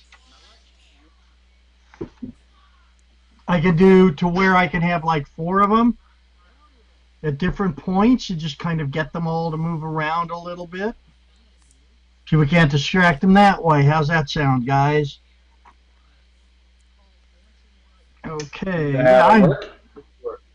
Now, is that a D20 roll, or is that going to be a DC roll for the zombies? Do you know? What's your spell say? Oh, Jesus. Yeah, So then, do they have a DC that they have to? Um... Oh, okay. Hit common yeah. sense roll. Yeah, they all seem to. All the other ones seem to stop and I don't stare think at where it's these anything. dancing lights are. Basically glowing torch lights and try and distract them. Okay. I'm a little No, no, it's cantrip. probably going to be your Oh, agitation as I well, love how this. they I'm going to react to save it. this D20. For, by the way, casting that cantrip, I rolled a 17 again. Plus 2 will be a 19. Wow, I'm good. Well, at least my dice are. Who the hell am I kidding? Uh, okay. And you can do a movement action after you cast a spell. So I don't know if you want to try and move closer or stay where you're at. I'm going to stay where I'm at right now. Okay, still 120 feet away. Okay. Robert, Natop, you are up. Well, there's not really much I can do, but I'll start moving forward a little bit. Let's see if I can see any more. Okay. Yeah, you're able to close most of the distance, and you do see 8 of them. Okay. 7 of which are stopping and staring up at these dancing lights, which you happen to not see, luckily. And there's one other one that seems to be glowing.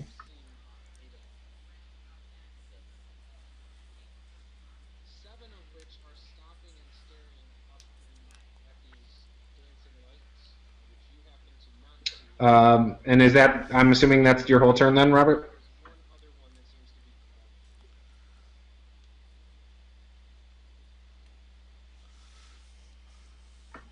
All right, we'll go to Mitchell. Alexander. Oh, I'm sorry. I couldn't reach any of them, right? I accidentally unmuted. You could probably try some sort of a ranged attack. I don't know if you have anything that can do ranged. I have 2 axes. I want to hold on to them. 2 javelins. Yeah. Okay. Yeah, you'll probably want to defer to the next turn then. Alexander. I'm going to kind of strafe around them, trying to be quiet. My whole idea was we're going to be trying to sneak around them. Why are we attacking?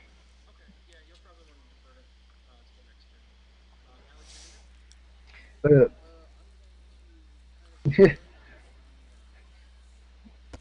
so yeah, anyway, I'm going to be going around them to basically try and flank a little bit while seeing if Frank's distracting idea will actually keep their Half-orc attention long enough for us to intelligence, see I if we can either attack. get out or if we're actually going to go into combat. Besides, I wouldn't be able to reach them anyway. The zombies will be distracted unless they get attacked until, or you guys botch something really bad, until the duration of the spell. Okay, Which, then I'm how gonna be long making is my the way around them. duration? How long is the duration, by the way, Frank? It's 1 minute. Yeah. And then in this edition, is that what, 6 turns? 6 turns. Okay. Okay. So then that would mean that it is now going to be Andrew's turn up top. Oh, actually, the zombie that's glowing is moving towards where that stick sound was still, and he will not get that far. And then it is Theo's turn. Okay, being really impressed with what Melik did and taking a page out of his book, I'll also use dancing lights on the one errant zombie that wasn't caught in the original. And instead of doing the 4 blinking lights, I'm going to do it where it's a medium-sized humanoid. And I'm going to have that run past the zombie looking at the stick further out into the woods away from us. Okay. Oh, and so you guys know, it looks like right here each round is actually 6 seconds. So that'll last. The dancing lights will last 10 rounds. Also, Theo still has a move action. Yup. Yeah. And after I do that, I'm going to try to loop back around using my full movement to get behind the party and follow their path into the cemetery/dungeon area. Okay. Yeah, you can do that.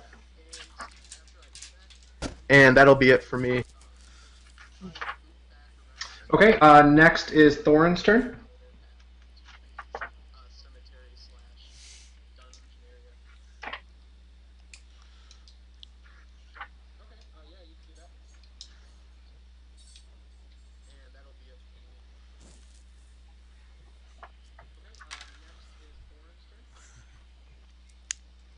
Yeah, they definitely hear you. Seeing as All they're- the ones that Part were since we staring off into I've the been trying to sky sneak past kind never of shake know out what of the it and DM see tells you. chainmail, which means I have a disadvantage.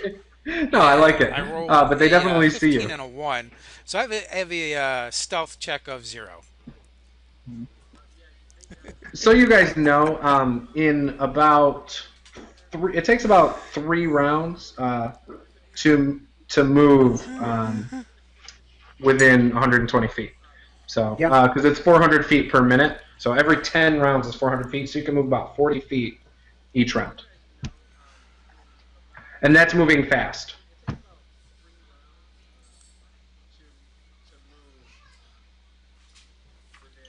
I do kind of turn towards the Thorn and be like, "No shit, I wasn't even looking at you, and you were there."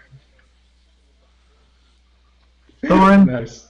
you're a good guy, but could you possibly be any noisier? So I go, I think they've Oh, seen us. God. A literalist. All right, Melik, you're up. Unless Thorin wants to try and attack.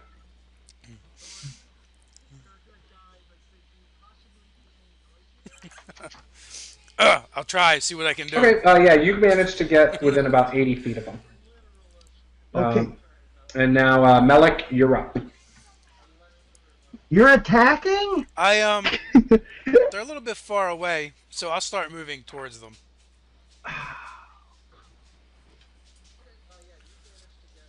Oh, hell. Okay.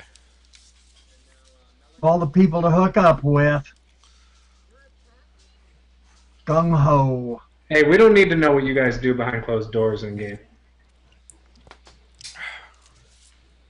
Oops. Alrighty, well.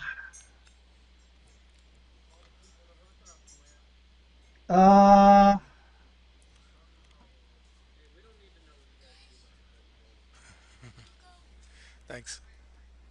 Hell, I'm gonna move cautiously behind I'm gonna move cautiously behind Thorin. Jeez Louise.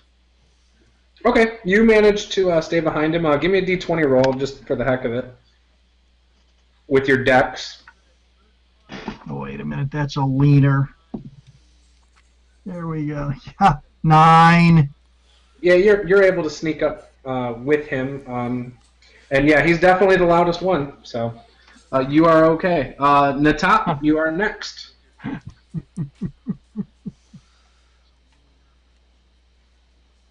All right.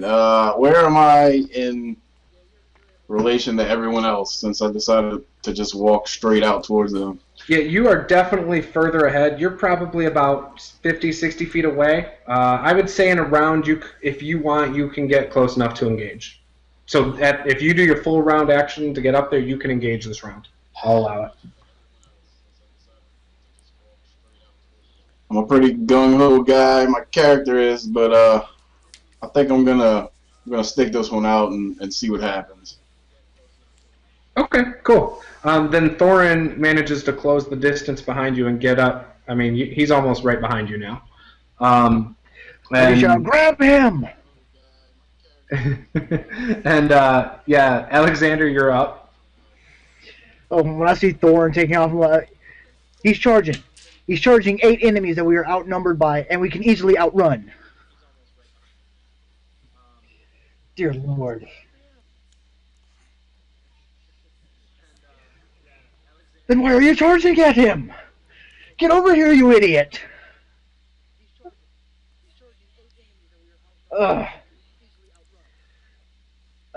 Can I see where Exactly, that's the point. We can easily Chant outmaneuver and this enemy. Watch. Theo are?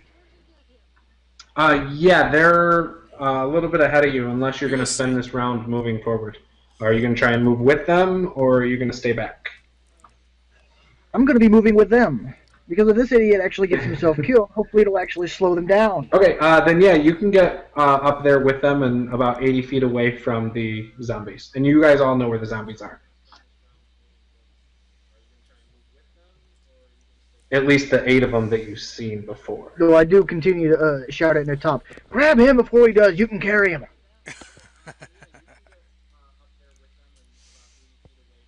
Okay, the zombies, when they looked the direction of Thorin, they do see you in the top, because you are the closest besides Theo. Theo did manage to go the other direction, though, and one of the zombies is still tracking after him, and that is the one that is glowing.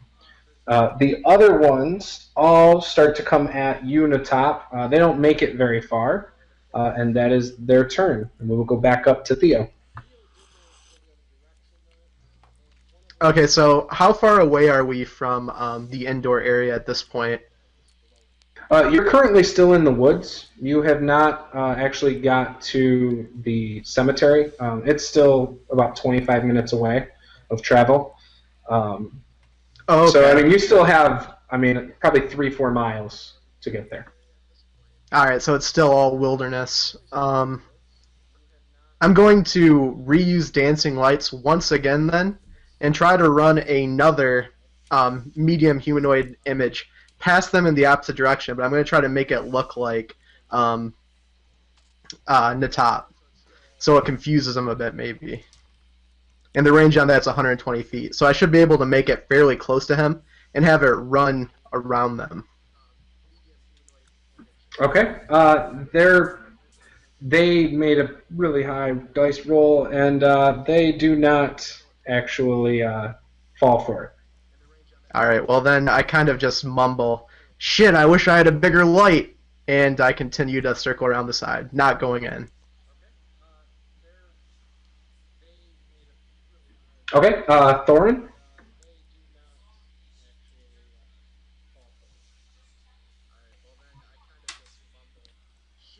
They are roughly about 80 feet away from you. Okay, 60 feet away. All right, laughing wildly and singing the praises to my God. How far away from me are they? Okay, so now you are 70 I move feet up behind? 20 feet. Or 70 feet away. Unleash, And it is unleash Malik's sacred turn. fire, sacred flame My heavens. on the closest They one didn't for fall a whopping for it, 3 huh? points of radiant damage, and then I God, fall you'd back almost think they were another 10 feet. politicians. All right. I Yes. am looking at Thor and kind of going, is he crazy? Well, what the hell? One more.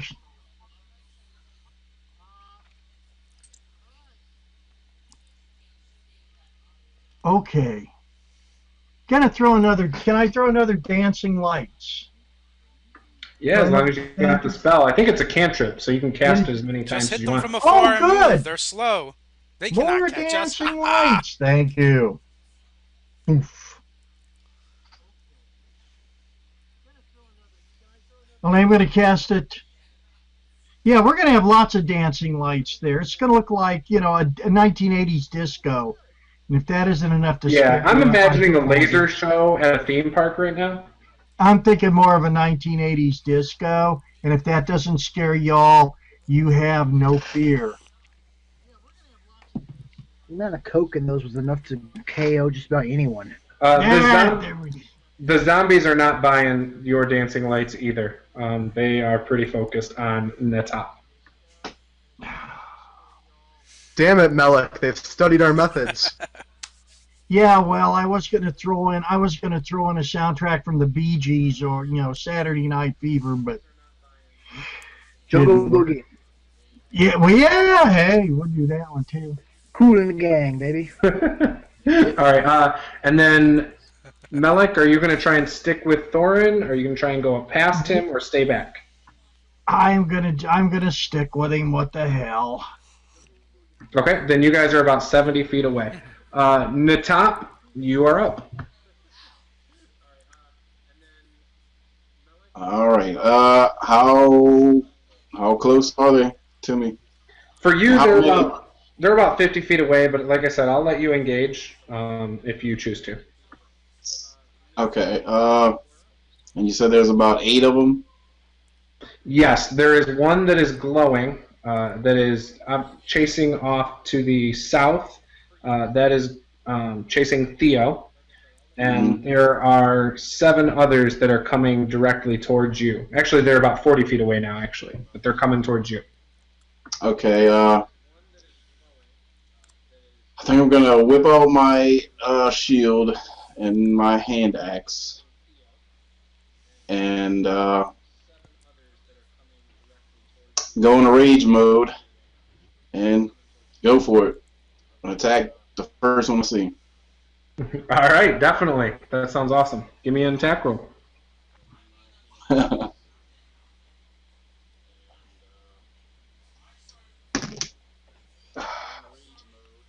15. Oh yeah, you'll hit him wherever you want. Just tell me where you're hitting him. Okay. Cut his head off. Oh, that's the Yeah, spirit. go for the head. Go for the neck for sure. So that's a 6. 13. All right, you definitely knock. Like when you hit him so hard, he falls sideways about 5 feet. So you definitely hit him really hard. Okay.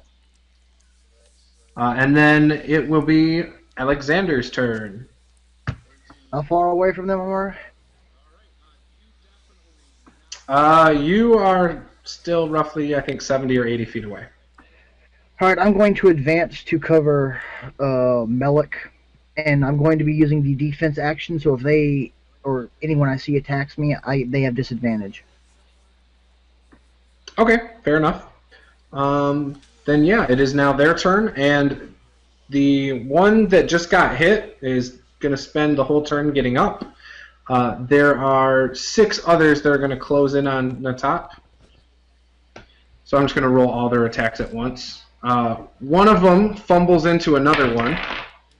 Another one, the one that just got fumbled into, fumbles into another one. So 3 of them are tumbling over. 4 of them are tumbling over. The 5th one manages to get over to you. And he is going to slam into you with a 17. Does that hit? You're on mute, Natop. That's 17 with the shield. Okay, yep. Then he will get you for 4 points of damage. So he just kind of bumps into you, and it hurts pretty bad, knocking your axe into you. And then, yep, that's the only one. So you have, how many did I say? I'm sorry, I think I said 4 that tumbled into each other. Yeah, so 4 tumbled into each other and fell onto the ground. And you actually had the one that slammed into you, and 2 others that just whiffed coming at you. Okay. Oh, that's true. Yeah, I'm still in rage. 4. Oh yeah, so then just 2.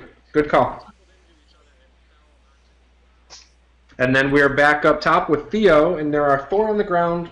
One that's kind of stumbling after you that's pretty far behind you, actually, I believe Theo. the talk You takes could half probably damage, though, shake if he's him if you raging. tried.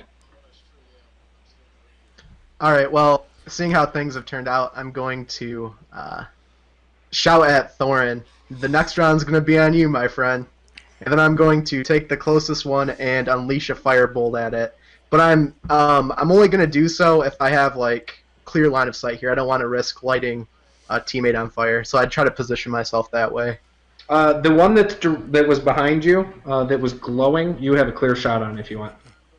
Is he the one I can possibly shake Yes, sir. if I move far enough? Okay. How far am I away from the main pack that's in a pile? You could get over there if you want to this round.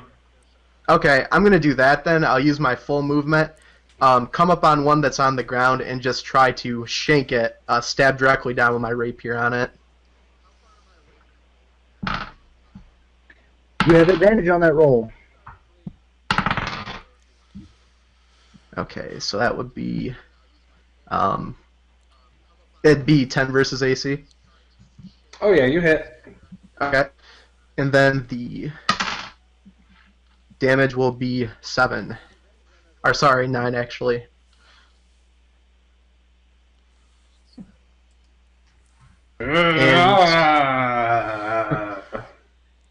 With that, that's probably all my movement action, so I'm just going to square up and get ready to take my beating and pass the turn here. Alright, it's Thorin's turn.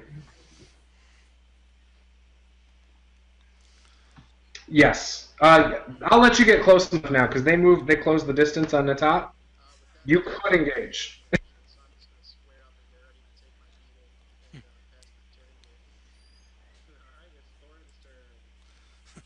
So they're 70 feet away. Alright. So How far back do you move? no, that's quite okay. I am going to move up So you want just 70. within 60 feet of them. Okay, sounds good. Drop another sacred fire for 1 point on one of them, and then move back move back the rest of my movement. And I roar. Now, does your spell do Um, damage? If they were 70 feet like they were before, then I move up 10 and move back 20. Alright. And then I call out to everyone. They're slow. Next hit them up and is move. Melik.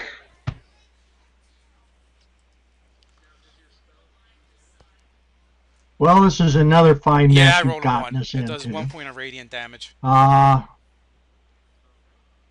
just sticking with Thorin because he's going to need some help, and I best do what I can. So, are there the ones that are on the ground?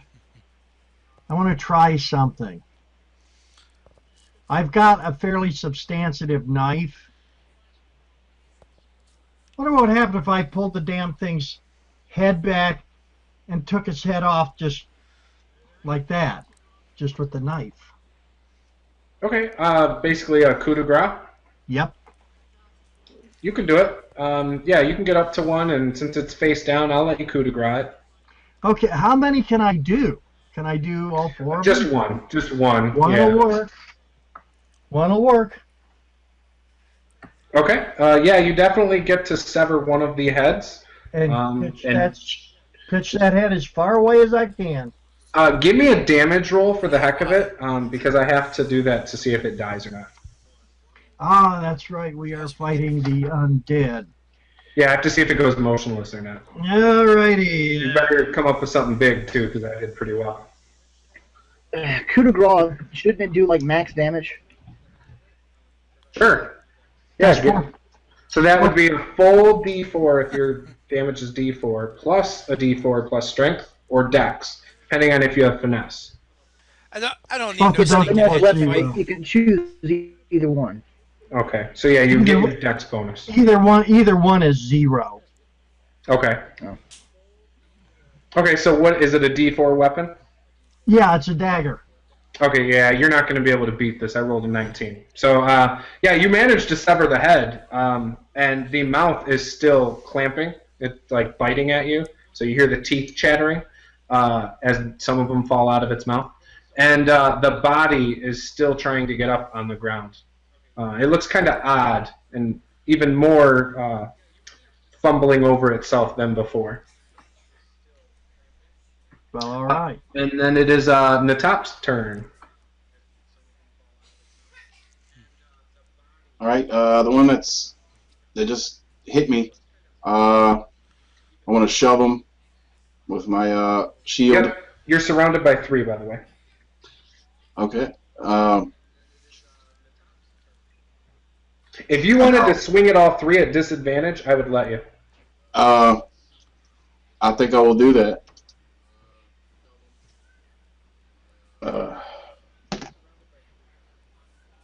I got 18. Oh yes, you managed to hit all 3 of them. And you knock them all down like bowling pins. Give me some damage.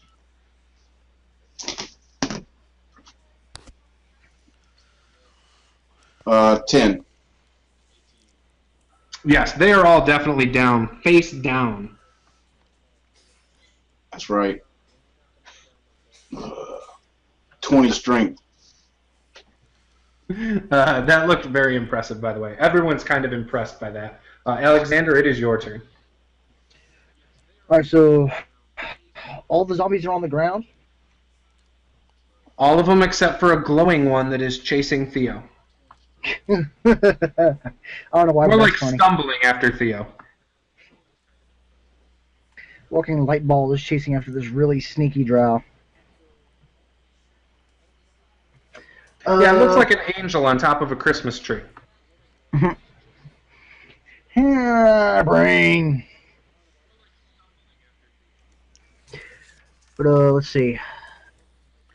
Are they close enough together to the point where I can spear through one and into another and try and coup de grace them that way? Not with them on the ground. No, you couldn't do that. None of them are on top of each other or anything. But you could try to go up and coup de grace one. That's fine. I'll do it. All right, give me your max damage roll. I'm gonna grab it with 2 hands so I can stab it down. It'll lower my AC by 2, but okay. Let's see. That's 8 plus 4, 12 damage. Yeah, you managed to subdue one. It definitely goes limp and is not moving. I'm assuming you went through its head? Yeah, that's typically where the coup de grace would be. All right, very good. As you go through that one of the other ones on the ground near you, this is one of the 4 that stumbled over each other. This one, and it's also right next to you over there, Melik, actually dives at Alexander, and he will 8, armor class 8. No, not even close. All right, and then the other one that's down on the ground near Melik goes at him and hits 19. And he is trying to tackle you, Melik. Will that hit your armor class? I'm assuming it will. And that will tackle you to the ground, Melik. So you are now on top of the coup de grace zombie, and you will take 7 points of damage. The top... The ones that you just knocked down are not able to do anything this turn. They are all just trying to get up. And with that, it'll go back up to Theo. Well, I think I want to assist Melik up from the tackled zombie. I'm really not sure what check you want for that. Are you gonna try and pick him up? If so, just give me a strength check. I'm gonna try. Yeah, I'm gonna try to Is the zombie holding on to him? Yeah, there's a zombie that's on his lower extremities. It was on the ground and it pushed itself up with his arms and kind of lunged at his legs. So it kind of tackled him like a football tackle on his legs. Oh, okay. Okay. So is the zombie that Melik's on top of? Is that one pretty aware doing anything, or what shape is that zombie in? He has a head of that zombie in his hand that is still the mouth is moving. It's obviously still moving. And the one that he's on top of the body is still moving, trying to get up. And then there's obviously one on top of him, around him, that is also trying to claw up him. Okay. Well, I think in virtue that my character's like not strong at all, actually the exact opposite. I'm just gonna go for a basic melee with the rapier against the zombie that tackled him. Okay, you could coup de grace in this position. Yeah, let's do that. And it's a safe position, right? The way I would do it, it's not going to have any effect on Melik. No, yeah, you should be able to do it kind of how he did it, like grab it by a tear and just sever its head if you want to.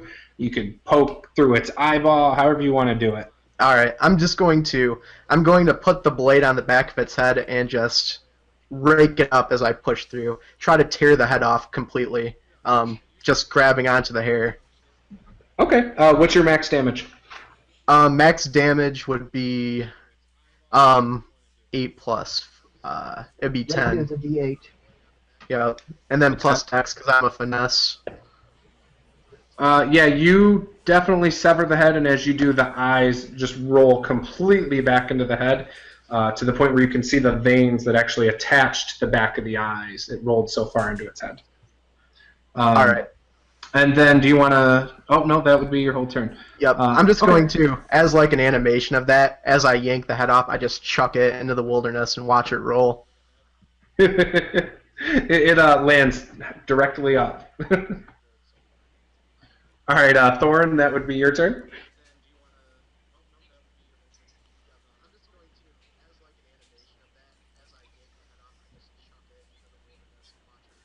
Okay, you actually drop one, the same one you've been hitting.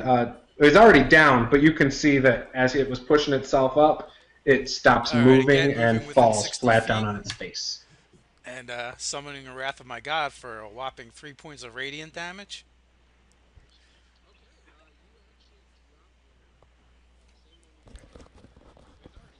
All right, and then it is Melik's turn. I will heed your sage advice, I Thorin. call for, I am unassing this part of the globe. And, they're slow. Okay, Melik, you will need Outmaneuver to give me a them from dex or a strength check, depending on how you want to get out from underneath this body. And are you still holding that head, by the way? No, I threw it. Okay, so you can throw that head. It is still moving. The body under you is moving. I'm sorry. The body under you is making it difficult to try and get out from underneath the body on top of you. But let me know how you're trying to get out from under it, whether you need to make a strength or a dex check. Oh, either one. I'm going to go with a dex check. Okay, you can try to wiggle out. It's going to be at disadvantage, so roll the d20 twice and take the lowest. Okay, first one is a 7, and the second one was a 15, so I'm going to take the 7.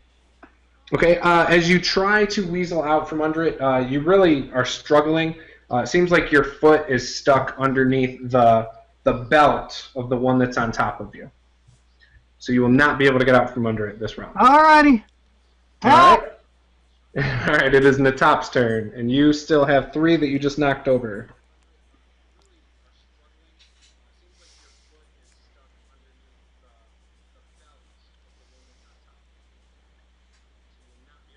Is my rage going yet? I don't know how many rounds you get with that.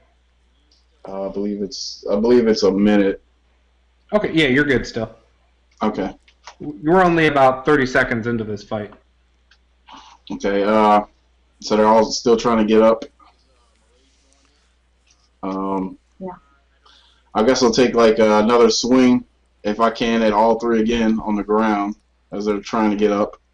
I'll let you hit 2 of the 3 with a disadvantage. Okay.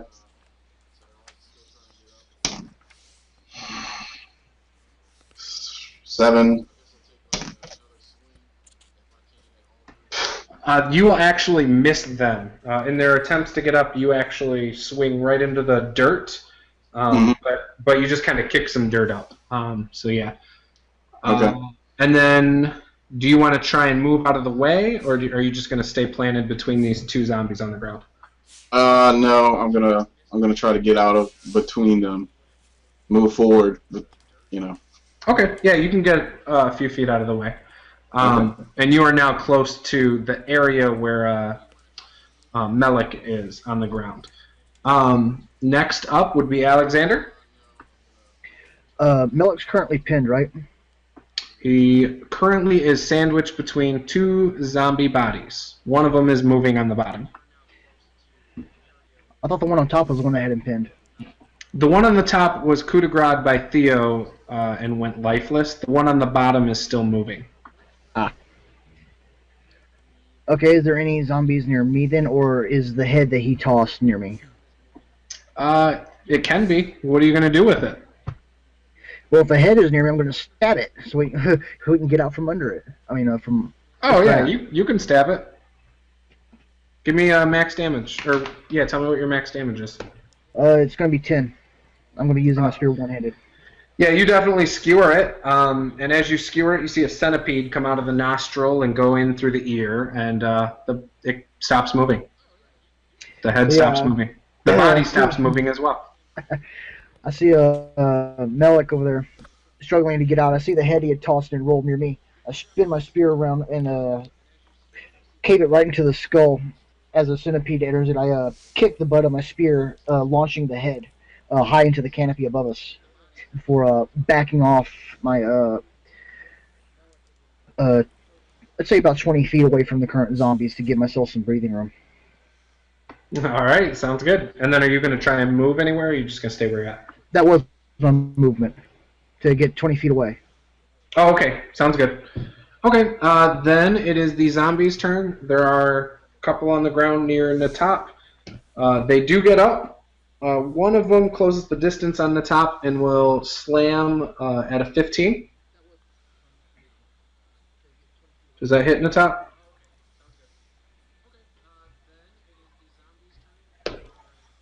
I got 17 with shield.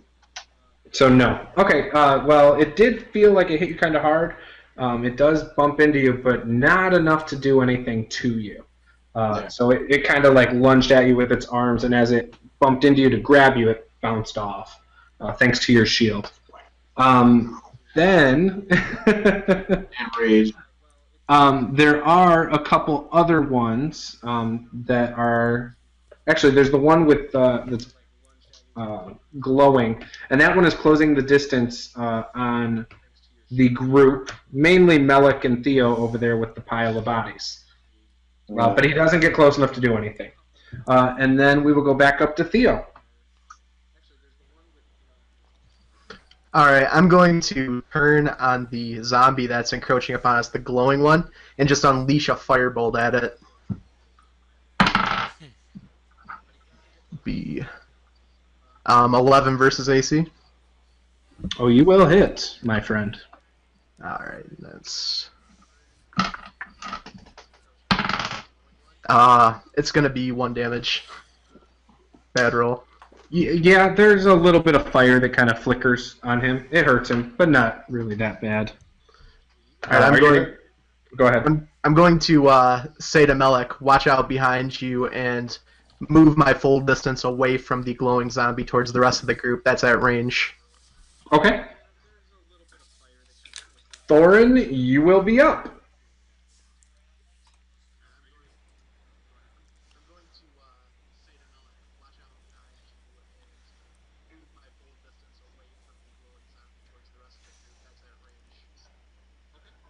Okay. Okay. Yeah, he definitely makes it. And how much was the damage? The one that's under Melik that's still squirming around. Okay. And Yeah, I he call made upon that Flame again for somehow. 4 Actually, damage. the one under Take Melik away is the dead dex save now. for half. Yeah, so Radiant what you damage. can do is you see the one that's DC's glowing. still That's actually the closest one to you now. And then you see that there's 3 on the ground 4, so near you would the take top. Actually, they're not on the ground anymore. They're up. And then so 1, 2, 3. Yep, that's what you see. Oh, well. That's what's going on now. Okay, the one that's glowing then. Okay. And he will take 2 damage. So let me correct that. Okay, and then you're still wanting to stay about 70 feet out of range of them. Okay, cool. Well, if any of them Then target next you, up that's will the be one I would Melik. attack.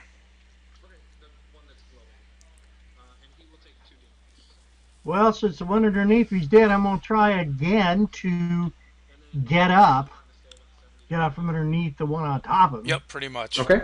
You can do a dex check. I will not make it disadvantage this time. So you're just one roll and we're good. 13. You manage to weasel your way out from underneath them, for sure. You can spend the rest of your turn trying to get to your feet if you'd like. Yes, I would.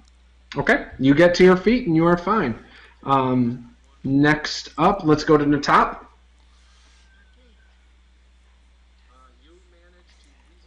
All right, so I have. So Malik's up, right? Yes, he is. Good. So now I have the. Where's the glowing one?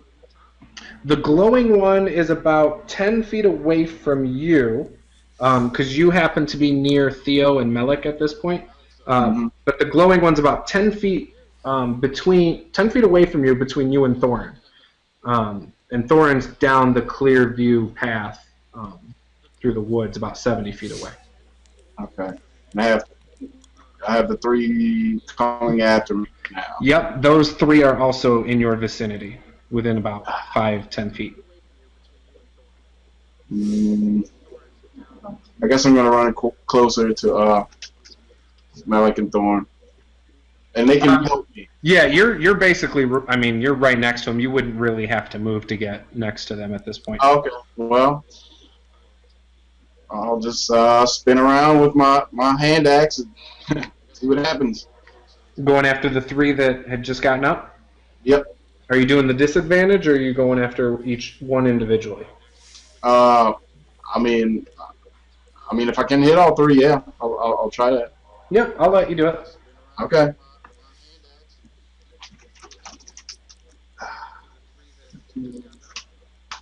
$15. You got him. All right. 6, 7, 13. Oh, nice. Okay. 2 of them go lifeless.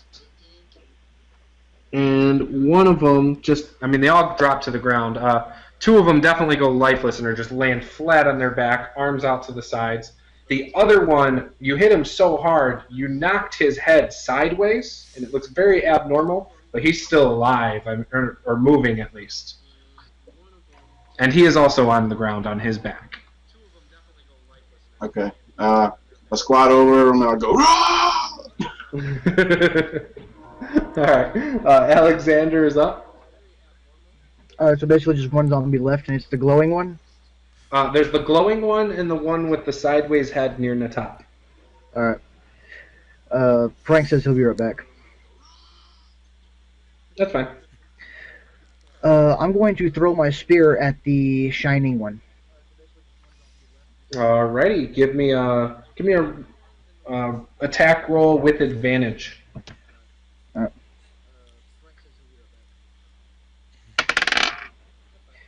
Let's see. I'm trying to remember mine.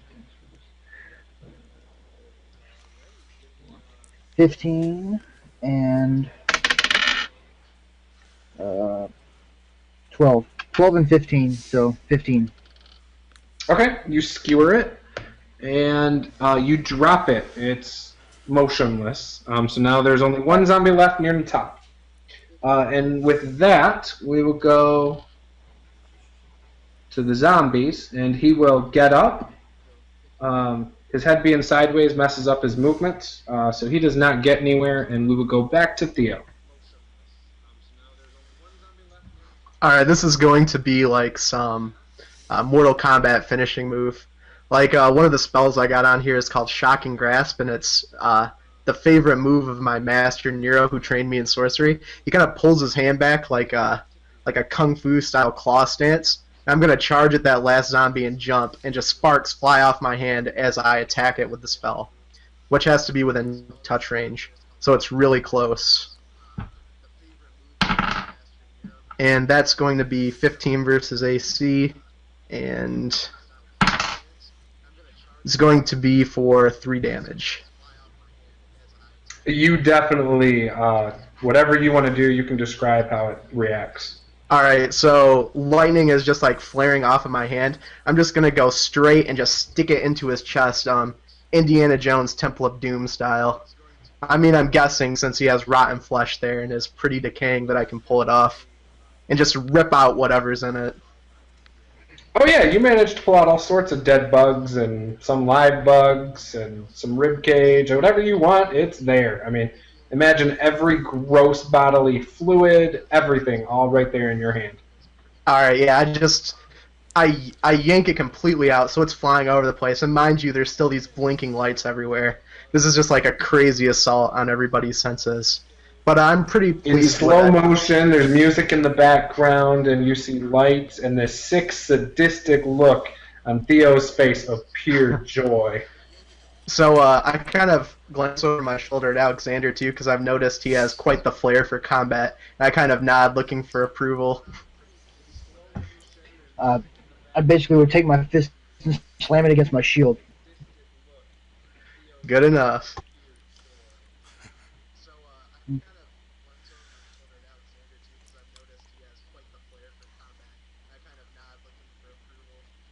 You were the dumbass that charged. Charging is a form of advancement. That is exactly what you did. I'll You did come not stick to the strolling up plan. to the rest of them, chuckling to myself. Ha ha! I thought we were going to use tactics.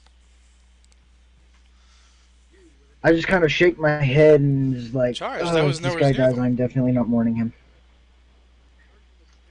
We would be doing a favor. His idiocy would not spread. They never got close enough to touch me. I'm just looking around for some kind of cloth on somebody else to wipe my hands off on, because they're pretty nasty at this point. Melik has a coat that looks like a nice cloth right next to you. I kind of yawn and walk over, tactics. stretching around the side of his vision and try to wipe my hands off on the bottom of it. I just use the dead body's corpse. After retrieving my spear, just use the whatever clothing they had on it to wipe my spears off. The only person that sees the action of wiping it off on Melik is Natop. I'm just gonna kind of wink and nod at him.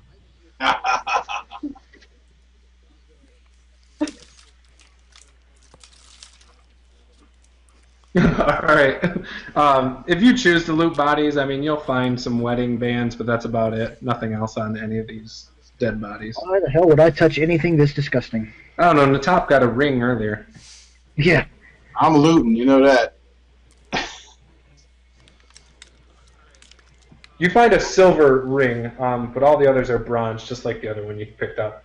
Kill them and steal their stuff. That's right. Except they're already dead. So you got the second part down. They don't need it. Okay, so are you guys going to advance, or what is the plan? I'm going to continue advancing. Huh.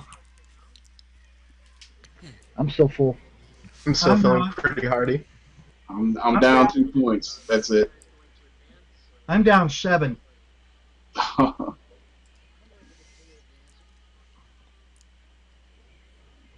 How's everyone's health? Holy crap. I think that was probably more than the amount of health you actually had full. Oh, yeah. I will offer up some healing to Melik. If I felt any For, better, I'd be 10 arrested. points. Nice. Sir, I'm Okay. going to need you to blow on this. Just a moment, guys. You guys can talk out strategy as you approach the cemetery along the water line, or whatever you guys need to. I'm going to fill up some water real quick.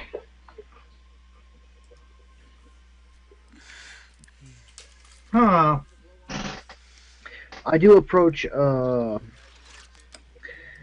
Thorn and tell him, all right, for this time, just do what we do.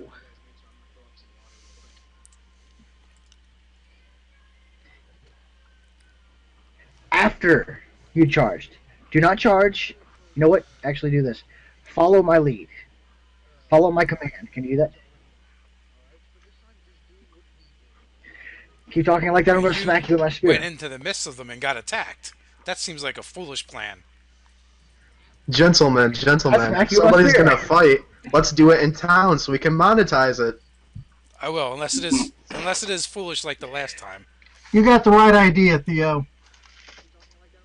You guys know that if you want to make money That fighting, would be you'll want to unpleasant. travel to Khitan or Sandstrom, where they have a coliseum that warrants settling grudges that way. I am looking for a job as a manager. They will accept your resume by email. I just say, what is that strange little, what are those strange markings on your forehead? WWE? No, I think it says TNA.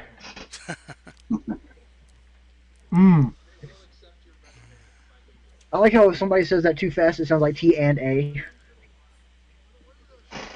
That was the intention. Vince Russo. Okay, so you guys travel back along the waterline then?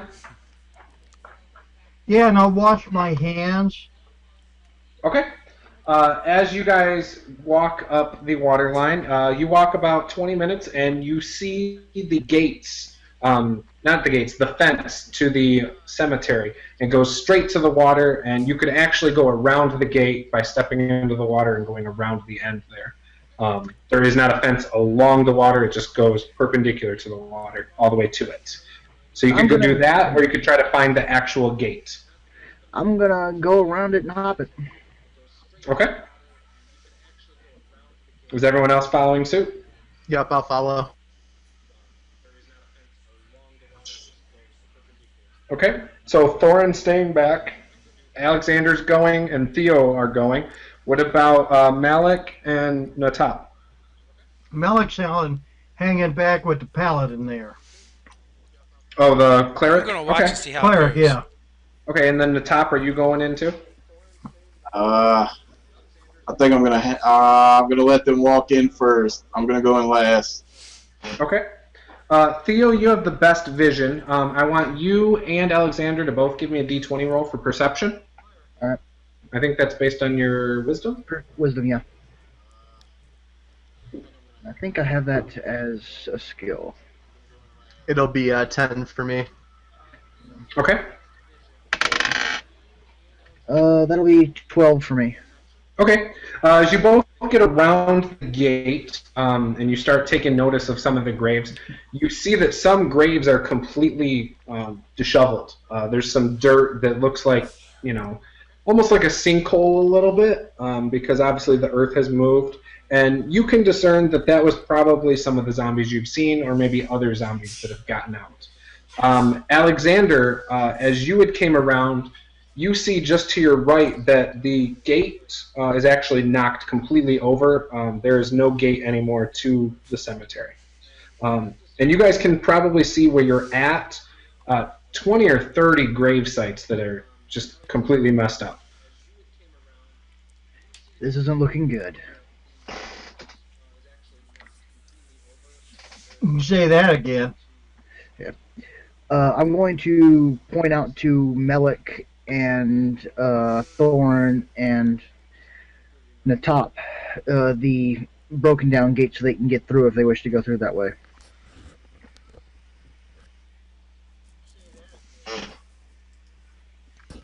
I'm going with you, buddy. And I'm going to be meeting up with them, though I will be farther in front. Yep, I joined them too. Okay. I'll head around to the broken. And how far into the? This is a pretty big cemetery. There's at least, you can't necessarily count them. At least hundreds of grave plots. Like I said, you only saw maybe from where you were at in that corner of the cemetery, about 20 of them in the vicinity that were upturned. As you come through the gate, there's even more to the right of the path of the cemetery. And there's probably at least 20 or 30 right there that are upturned as well. Holy crap, we're in Long Island. The graves wouldn't interest me. I already know what I'm going to see. I'm going to start making my way towards whatever large structures are farther in. Okay. And is everyone going to follow? Yeah, I'll looking- follow. Oh, sorry, go ahead, Frank. I was going to say I'm going to start looking for mausoleums. Yep. You guys see in the very center of the cemetery, there is a large mausoleum. Has a giant stone door, or not stone door, a steel door with chains around it. And it's probably a 40 by 40 mausoleum. But you would know, too, that a lot of mausoleums go underground, and that's where they store their crypts and things like that. Does it have windows? There are no windows. Okay. Just to be on the safe side, I'm going to be using the tombstones as cover as I go from spot to spot. Okay. Sorry. Yes, there is there's like a handle on both doors because it's two doors, and there's a chain that wraps around and through them. Does it look like it's been broken? So you're saying the doors are chained Nope, shut? there's no lock on it or anything. It's just chains wrapped around it, holding it shut. Is the mausoleum marked at all? Any ruins or script? If anybody has a knowledge, local or religion check, feel free to do that. It's just a free check. Anybody can do it. You could also give me a history check if you have that.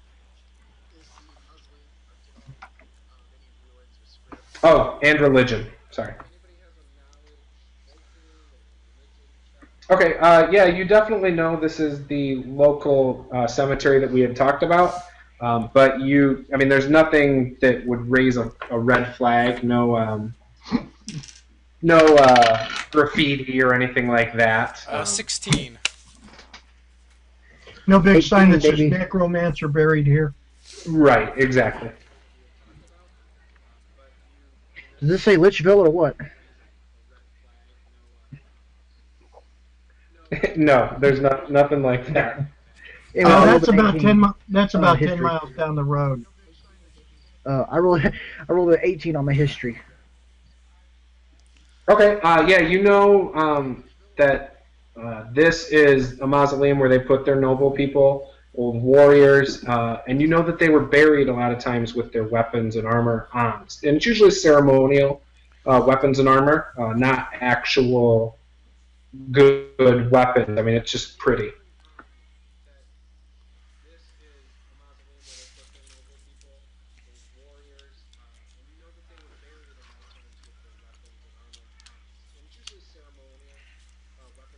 Okay, in a second. You mean we're not going to break into this place? I want to begin searching around looking for clues as to what's been disturbing the dead. I think that would be wise. Good idea. I'm going to circle around the Good mausoleum to idea. see if there's any other openings. Yeah, you give me a D20 check for perception. If the dead are in there resting, I suggest we leave them there. Oh, 12. 12? Okay, as you walk around the mausoleum, you actually come around the back. Whoops. And as you come around the back, you feel the ground beneath you shake. Give me a dex save.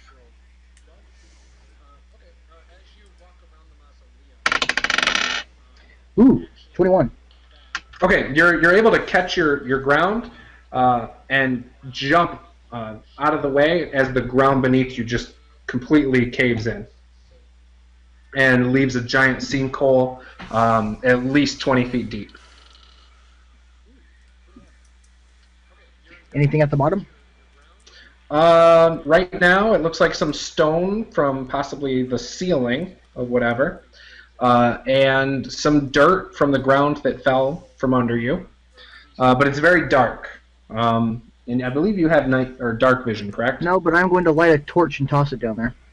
Okay. As you drop it down there, you see what you would kind of assume the inside of a mausoleum would look like. But not seeing a lot of mausoleums in your life, you don't really know if this is a normal mausoleum or not.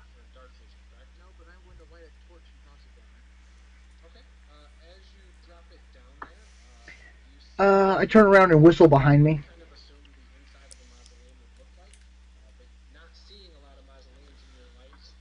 Yep, I'm going to approach as well. Okay. You all heard, by the way, the ground. I mean, you heard the shaking and the collapse of the cement ceilings smashing the cement floors in there as well. It's only about 40 feet away Go from where you were. investigate the noise. And the I got a whistle. bad feeling about this. Yeah, me too. Though I am pretty pissed at the disrespect to soldiers. Well, at least the remains.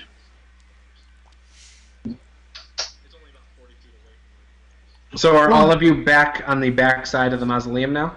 Yep. Yes.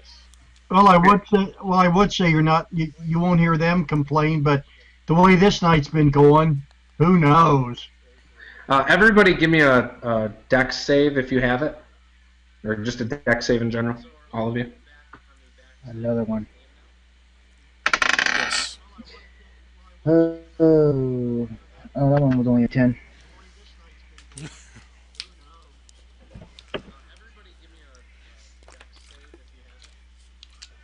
Ouch. That's gonna hurt. Thorin, the exact spot you were standing, you managed to fall through and on top of the concrete. And Alexander, the spot where he fell, you boy, actually does that do slip and slide down to where he is. Now, Thorin, you're going to take 3 points of damage.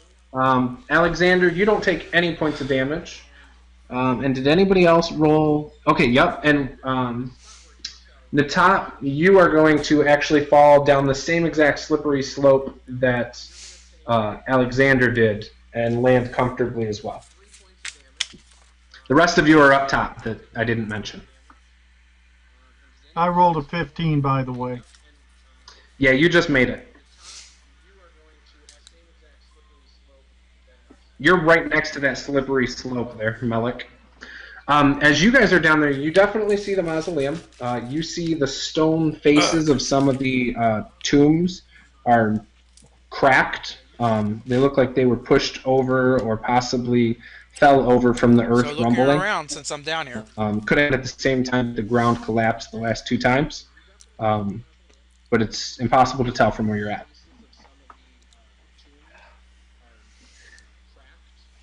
I'm going to grab my grappling hook and rope, and I'm going to toss it up to Hephaestus and Melik. And I'll grab it and find some way to secure it. I'll go I'll check help since them the secure damage your rope. appears to be new or old. Okay, while you guys are doing that, I need Thorin to give me a D20 perception check. Oh, that's not good.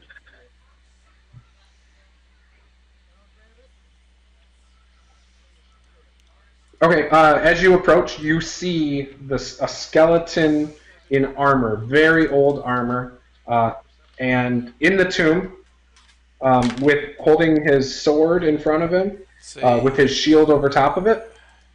a 9. And the stone door looks like it's been cracked actually for a while.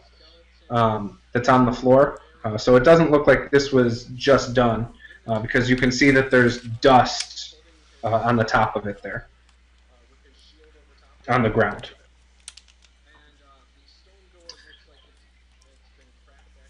Give me a D20 initiative roll, everybody. Come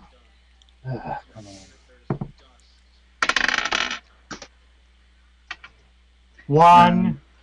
One is the loneliest Well, I'll number. call back. Everything looks fine over here. And 2 can be as bad as 1.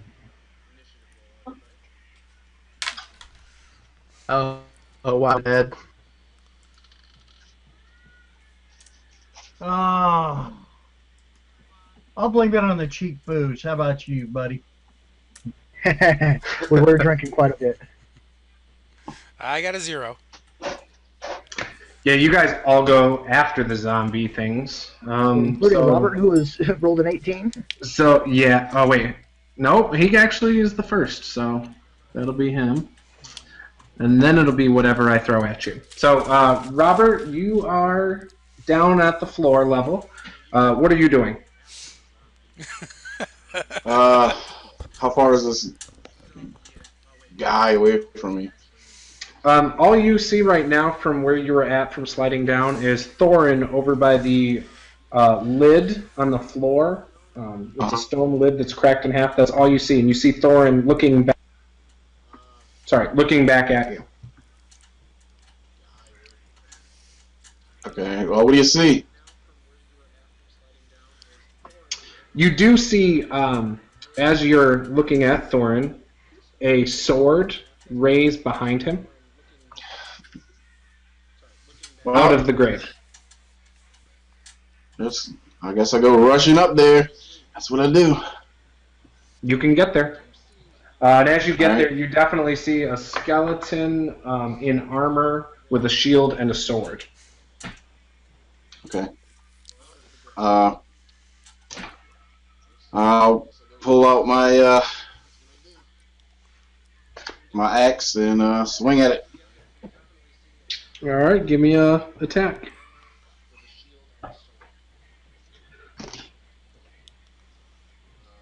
16. You will hit. All right. For 11. 18. So that'll be 9. Okay. All right, next up, my buddy with the sword.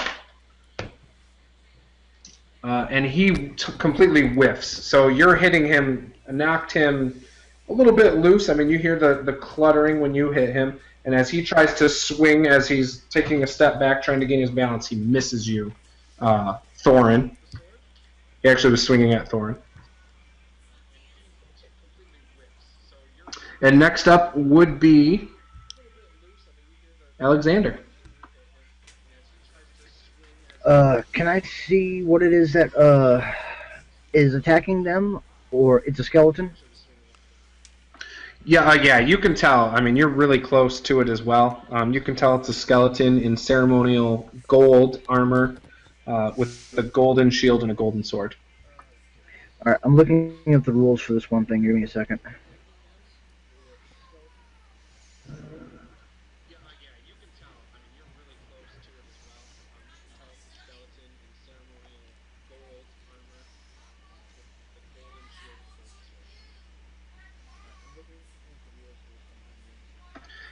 You guys are lucky I forgot my to hit number on that too. My bonus. I will take whatever I can get and be eternally grateful. Ooh, so that's what it does. Okay. So would I know that skeletons are rather brittle to blunt damage, trauma? Not yet. After you do an attack, whatever you would normally do, you would probably know. But I don't think you would know. I would probably use my sword this time instead of my spear, because in my mind I wouldn't have enough time to draw it fully. So Right. I'm going to step into its way, which is said really close, right? Yeah, it's within 10 feet. All right, so I'm going to step up close and swing my sword at it. And let's see if it hits. Oh, that's probably not going to hit. 11. Does not hit. All right. Then I'll need the rest of my movement speed to back away from it. You hit, but it bounces off the armor, which you know is not very good armor. It's just pretty. Okay. Next up would be Theo. Okay. All right, so I'm still up top of Melik. I'm gonna try to scale down the rope to get down to where those guys are. Okay. Yeah, you can scale down. You will not be able to close the distance, though. Okay. Is there a check for that, or do I just succeed? Nope. You'll succeed. It's pretty simple enough. I'll give it to you guys. All right, so that'll be the end of my turn after I get down there. Okay. Next up is Melik. I'm following Theo down the hole. Okay. And you guys don't have to worry about a check because my rope. Yep. And then Thorin, it's your turn. And you just saw what happened next to you, by the way.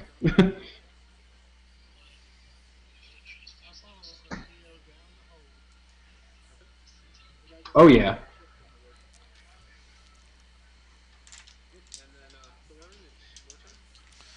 Yep, I'm just gonna. Yeah. Like, oh, 6 that was points? close, and now I smack it with a hammer. Now, when it's a vulnerability, does Hit that double it? 17. It doubles Or- its damage. It does double it? Alright, so that would be 12 then? Mhm. Okay, you knock the arm off with the shield For 6 completely. points of bludgeoning damage. So that arm shatters all over the ground. The upper part of that does. arm, though, is being held on by the armor. The lower half of Yes. that arm, from like the forearm down, is gone. And now anybody who's down below, which would be all of you, notice that that hammer was very effective hitting the skeleton. You disarmed him. Nice. That'll teach you to try and swing at my head. As you do this, the top, you see just past this skeleton 7 more of these that are quickly approaching. I mean, they're booking it down good this one. hallway, and there's a glowing at the end of the hallway of some sort.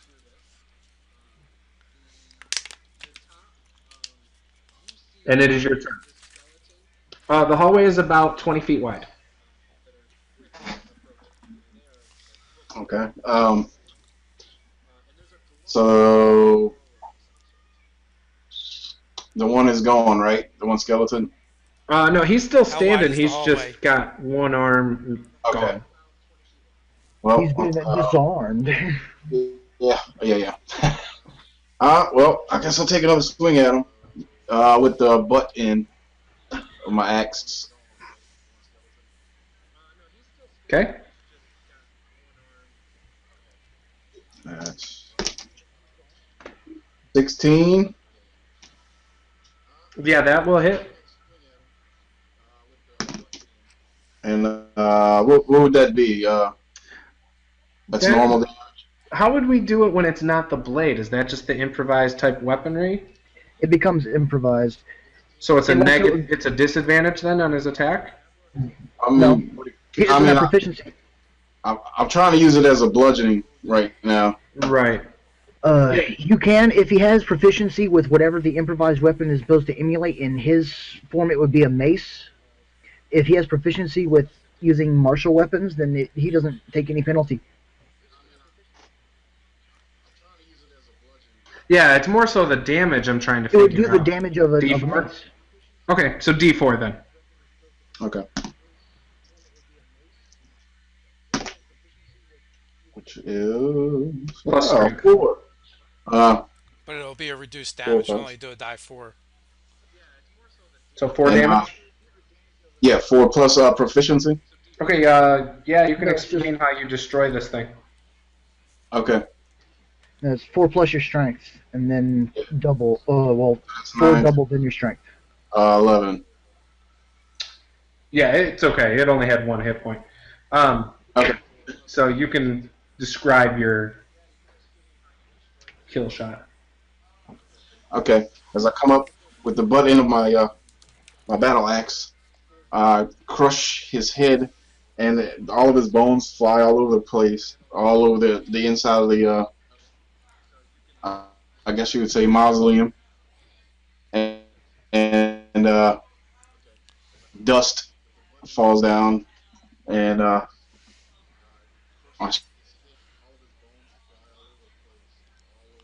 All right. As that one falls into pieces of bones, fragments everywhere, everybody else now can see past that skeleton and sees the other 7 that are kind of, they're not running, but they're moving very quickly towards you guys, almost in an aggressive fighting stance. And I just looked up the rules for like the. always do. What was that? Sorry. I just looked up the rules, pulled them up for an improvised weapon. If it's similar enough to another existing weapon, like the mace, it uses the mace's damage. It uses the D4 if it's used one-handed and it doesn't emulate any other weapon, like, say, a chair. Oh, okay, cool. Um, okay, so yeah, so you see the 7 skeletons moving down the hallway fairly quickly in an aggressive fighting stance. They're not running because they're trying to stay in their attack poses. And you see a glowing green something behind them. You can't make out what it is. OMFG. There's more of them. And Alexander, it is you. Having seen the success of the bludgeoning type attacks from Thorin and Matop, or Natop, I'm going to sheathe my sword and grab my spear, and I'm going to be using it basically as a spear is also supposed to be used in one-on-one combat and as a wide sweeping attack weapon with the shaft. Okay. You can get close enough to attack one if you'd like. Alright, then I will. Come on, baby. Ooh, that's actually pretty damn good. 20, not modified. Okay. Bring on the damage. Alright, let's see. Double d6. And 10, 14 damage. Yeah, describe your kill shot. As I see all these skeletons running up, I saw the effectiveness of the blunt force weapon, and I quickly sheathe my long sword as I'm charging towards them, and flip my spear into my hand, bring it around behind me, and then not so much thrust it forward, but bring it across horizontally as hard as I can into the midsection, going for center body mass. When I hit, I just hear a whole bunch of bones breaking and cracking as the rib cage breaks through and the spine severs as the whole body just shifts to the left and impacts off the wall. Very nice. All right, as you're doing that, behind everybody from the hole that had opened up above your heads, some zombies actually tumble down into the hole behind you. There's about 4 of them behind you. So yeah. And that's all that does. Now there's 6 skeletons that close in on you, Alexander. 3 of them can actually get on you. The other 3, there's not enough room. They actually go past you and go towards Thorin. Standing there. Armor class 10. Are they passing? Are they passing close enough to the point where they cause a reaction from me? No. Okay. I mean, this is a pretty wide hallway. The 3 that are engaging you kind of prevent you from being able to go, completely over to do an attack of opportunity or anything like that. So armor class 10, armor class 11. And armor class, well, obviously this one doesn't hit. So do 2 of those hit you, Alexander, or no? What's your armor class? No, I have armor class 19. Oh, okay, yeah, you're good then. Thorin, natural 20. That's not good. Sorry. Whoa. And you said that's max damage plus, correct? Yeah, it's max damage plus another die plus your relevant modifier. 14 points of damage. I'm going to say that hits. Oh my gosh. Okay.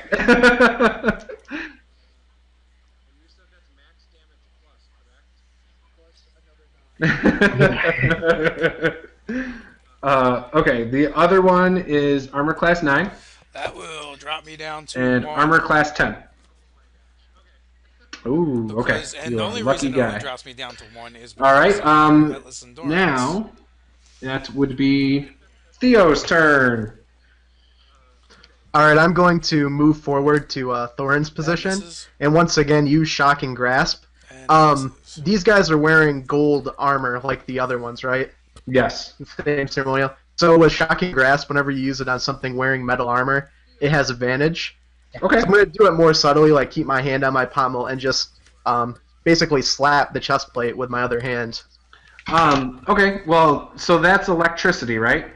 Yup, electricity. Do you want to hit all 3 and just get rid of your advantage? Yeah, let's do that. That seems fair. Okay, you can arc it through 3 of them. Alright, so that would be 15. Yeah, you hit all 3. Alright, cool. So yeah, I just nonchalantly move up, left hand still on the pommel, just blast it, flat palmed on the chest, and it just forks and sizzles all 3 of them. Okay. And that's gonna do 7 points of damage. Okay. They definitely tense up really quick. The tendons obviously locked into place, but they are still standing strong. Alright, so that's the end of my turn. Okay, next up would be Melek. Indeed. Well, since these things are susceptible to bludgeoning damage, have a shot of my staff, buddy. Wait a minute, that didn't sound right. Okay, are you going after one of the ones with Natop, or are you going after one of the ones with Thorin? You see Thorin just took a really bad shot from a sword. Going after, in fact, the one that nailed Thor, and I'm going after him. Okay, you can go for the farthest one to the left, then. There's the only opening to get around. You bet. Okay. And away we go.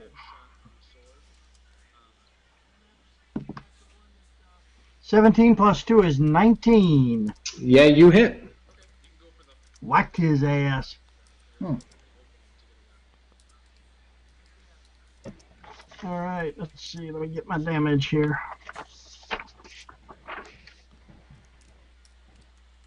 It's a 1d6 bludgeoning.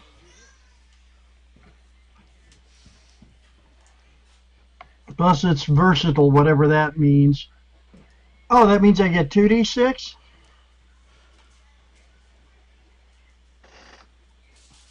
You know, I'm not sure about that. How does that work?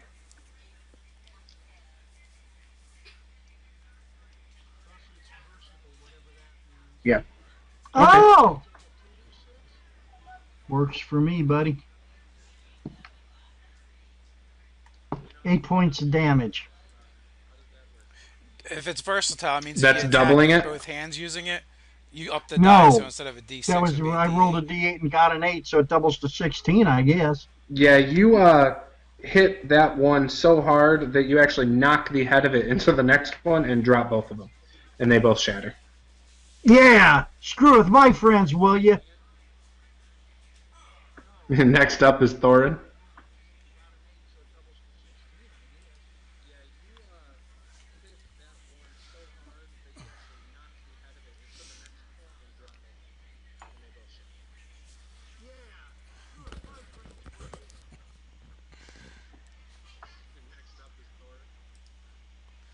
Wow, Thorin is thinking the better part of Valor right now. Oh yeah. Unfortunately, I don't think there's describe anywhere your for me shot. to actually go.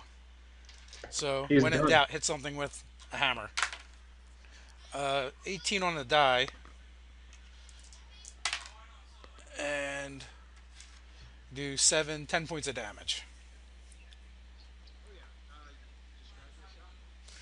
Alright, well, I bring down my Okay, hammer. there crush him in are the skull, 4 zombies behind and, the through group now, ribs, since all of you are into the focused on the ground, skeletons. and I'll use my movement There to are 4 try zombies behind you and move guys. away from the skeletons. Melek is to the If there's farthest any- left if you anything guys I are can use facing for forward. cover, at least, Thorin, you are keep next. the monsters You from see flanking that me. there is I'll an do that. open stone-like chamber to the left where a skeleton used to be. You could duck into that to get away from everything because there's still a couple skeletons to your right.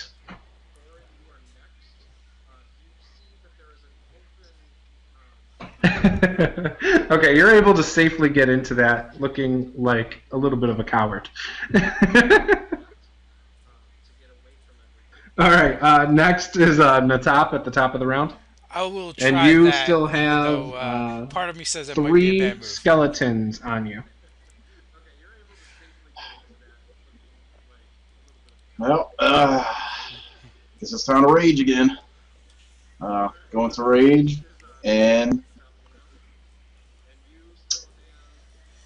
charge and swing my axe with the blade side this time. Okay, across, and I'll allow disadvantage for and all I hit three all again. three.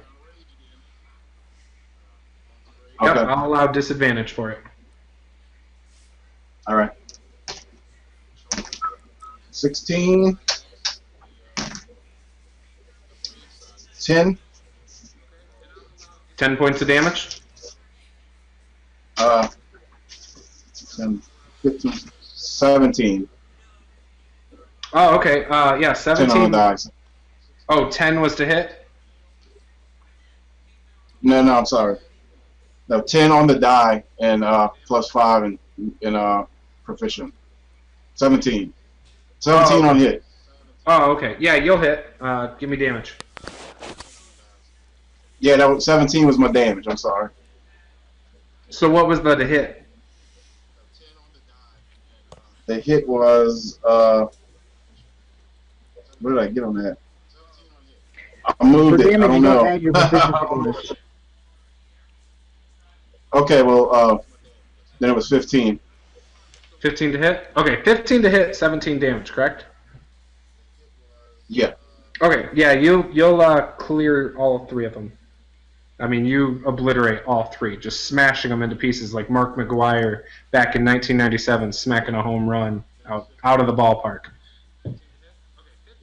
All right. All right, so that drops all of the skeletons. There are no more skeletons, and it would be Alexander's turn. Now, you heard last time, you heard 4 loud, sickening thuds behind you. But I also have 3 skeletons right in front of me. No, you do not. They are all dropped. Thorin took out 1, and then Theo took out some of them. I don't know. They're all gone. Without miniatures, it's hard to keep track of all these things on the board. And draw it up, huh? I did. But anyway. Alright, so 4 zombies behind me. Yep. How close are they together? They're pretty much all like right behind you, on top of each other, because they smacked the ground if they fell into the hole. Can I run through them all with my spear? They're laying down. They're prone. You could try That doesn't to answer the smack question. through all. You mean like, well, run through them is different than trying to stab down through them. You can try to stab down I'm through sure I'm them. going to run to it.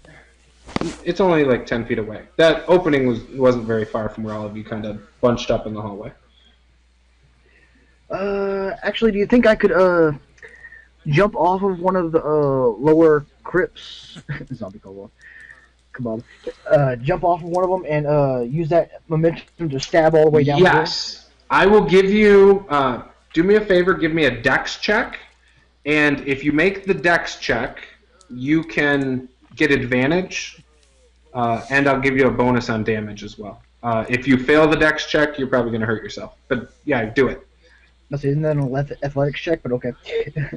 Yeah, dex, athletics, same thing. Actually, it is. Athletics is strength. Okay. Well, give me a dex or an athletics, whatever you feel like. I'm going athletics. Actually, no, I want an acrobatics check if you're trying to jump off of something.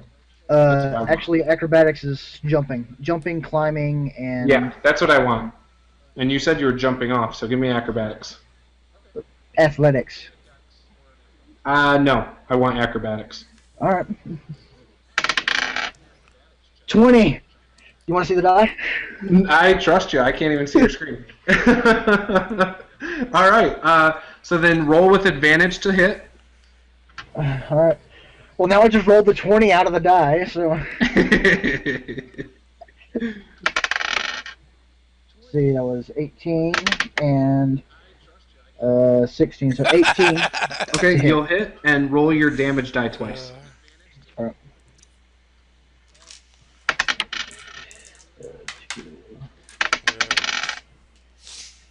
What's the total? 10. 10? Okay. Yeah, you're able to stab through all the zombies, but they are still all moving. I'm gonna let go of my spear and back off a little. Okay. Keep him pinned back around. It did not go into the ground though. The ground is. Oh, is well, they're still all is connected, so. Yeah, Must be they're that, all connected. Part of the Pirates of the Caribbean where they skewed those two skeletons together. Anybody got a grenade? Nice. All right. So, next would be Theo then. With all the skeletons dead, I'm going to turn back to these shish kebabbed zombies, as was put, and go ahead and shoot a firebolt at the front one, All right. which will be 17, Yep. and then 4 damage. Okay. They're all going to take fire damage because they're all attached. So it's kind of like cooking a skewer kebab. Yeah, so that's what I'm going to say. I'm going to say, well, we have the kebab, we just need a fire. it's getting hot in here. All right, Melik, you're up. Wonderful. Roadkill shish kebab. Yum, yum. Okay. Where the skeletons came from, you had mentioned a blue light. Green light, yes. Green light. Yep. Where's this green light coming from? It's probably about 20 or 30 feet down the hallway. It looks like a glowing crystal that's set on top of an altar, and there's like 3 prongs holding it up. Gentlemen, I think we found the source of our problem.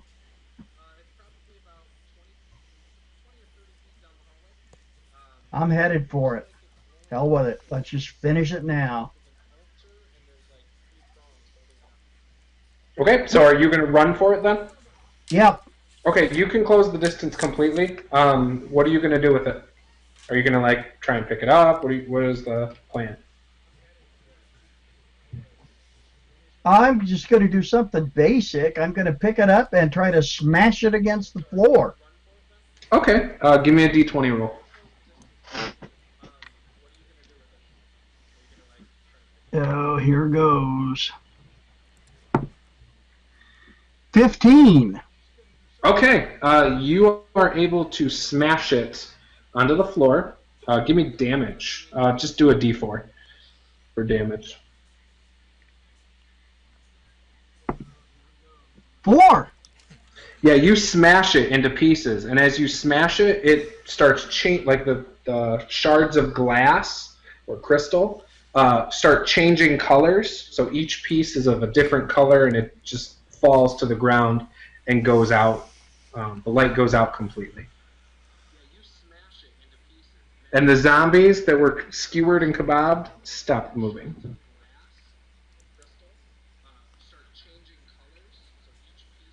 There. I'm going to walk over and kick one with my foot. I'm gonna jerk my spear.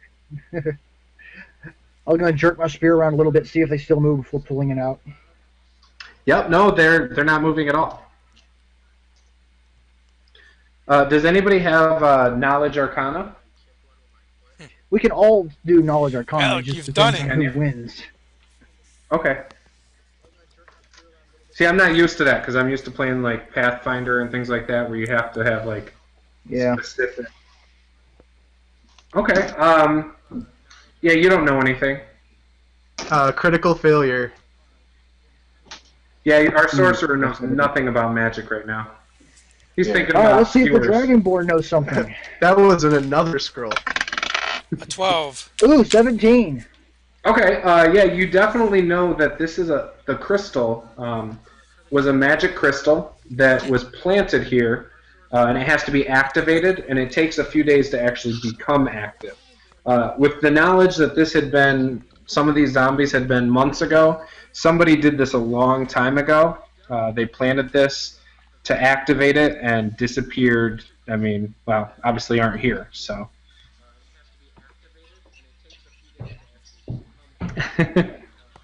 And you do know there are more skeleton crypts that are there. Just 8 of them happen to have busted out of their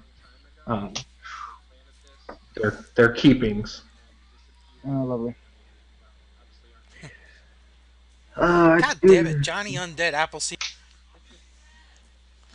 There may be more. You would know too with your knowledge roll that you just did, Alexander. that once that crystal's broken, there shouldn't be any undead for miles.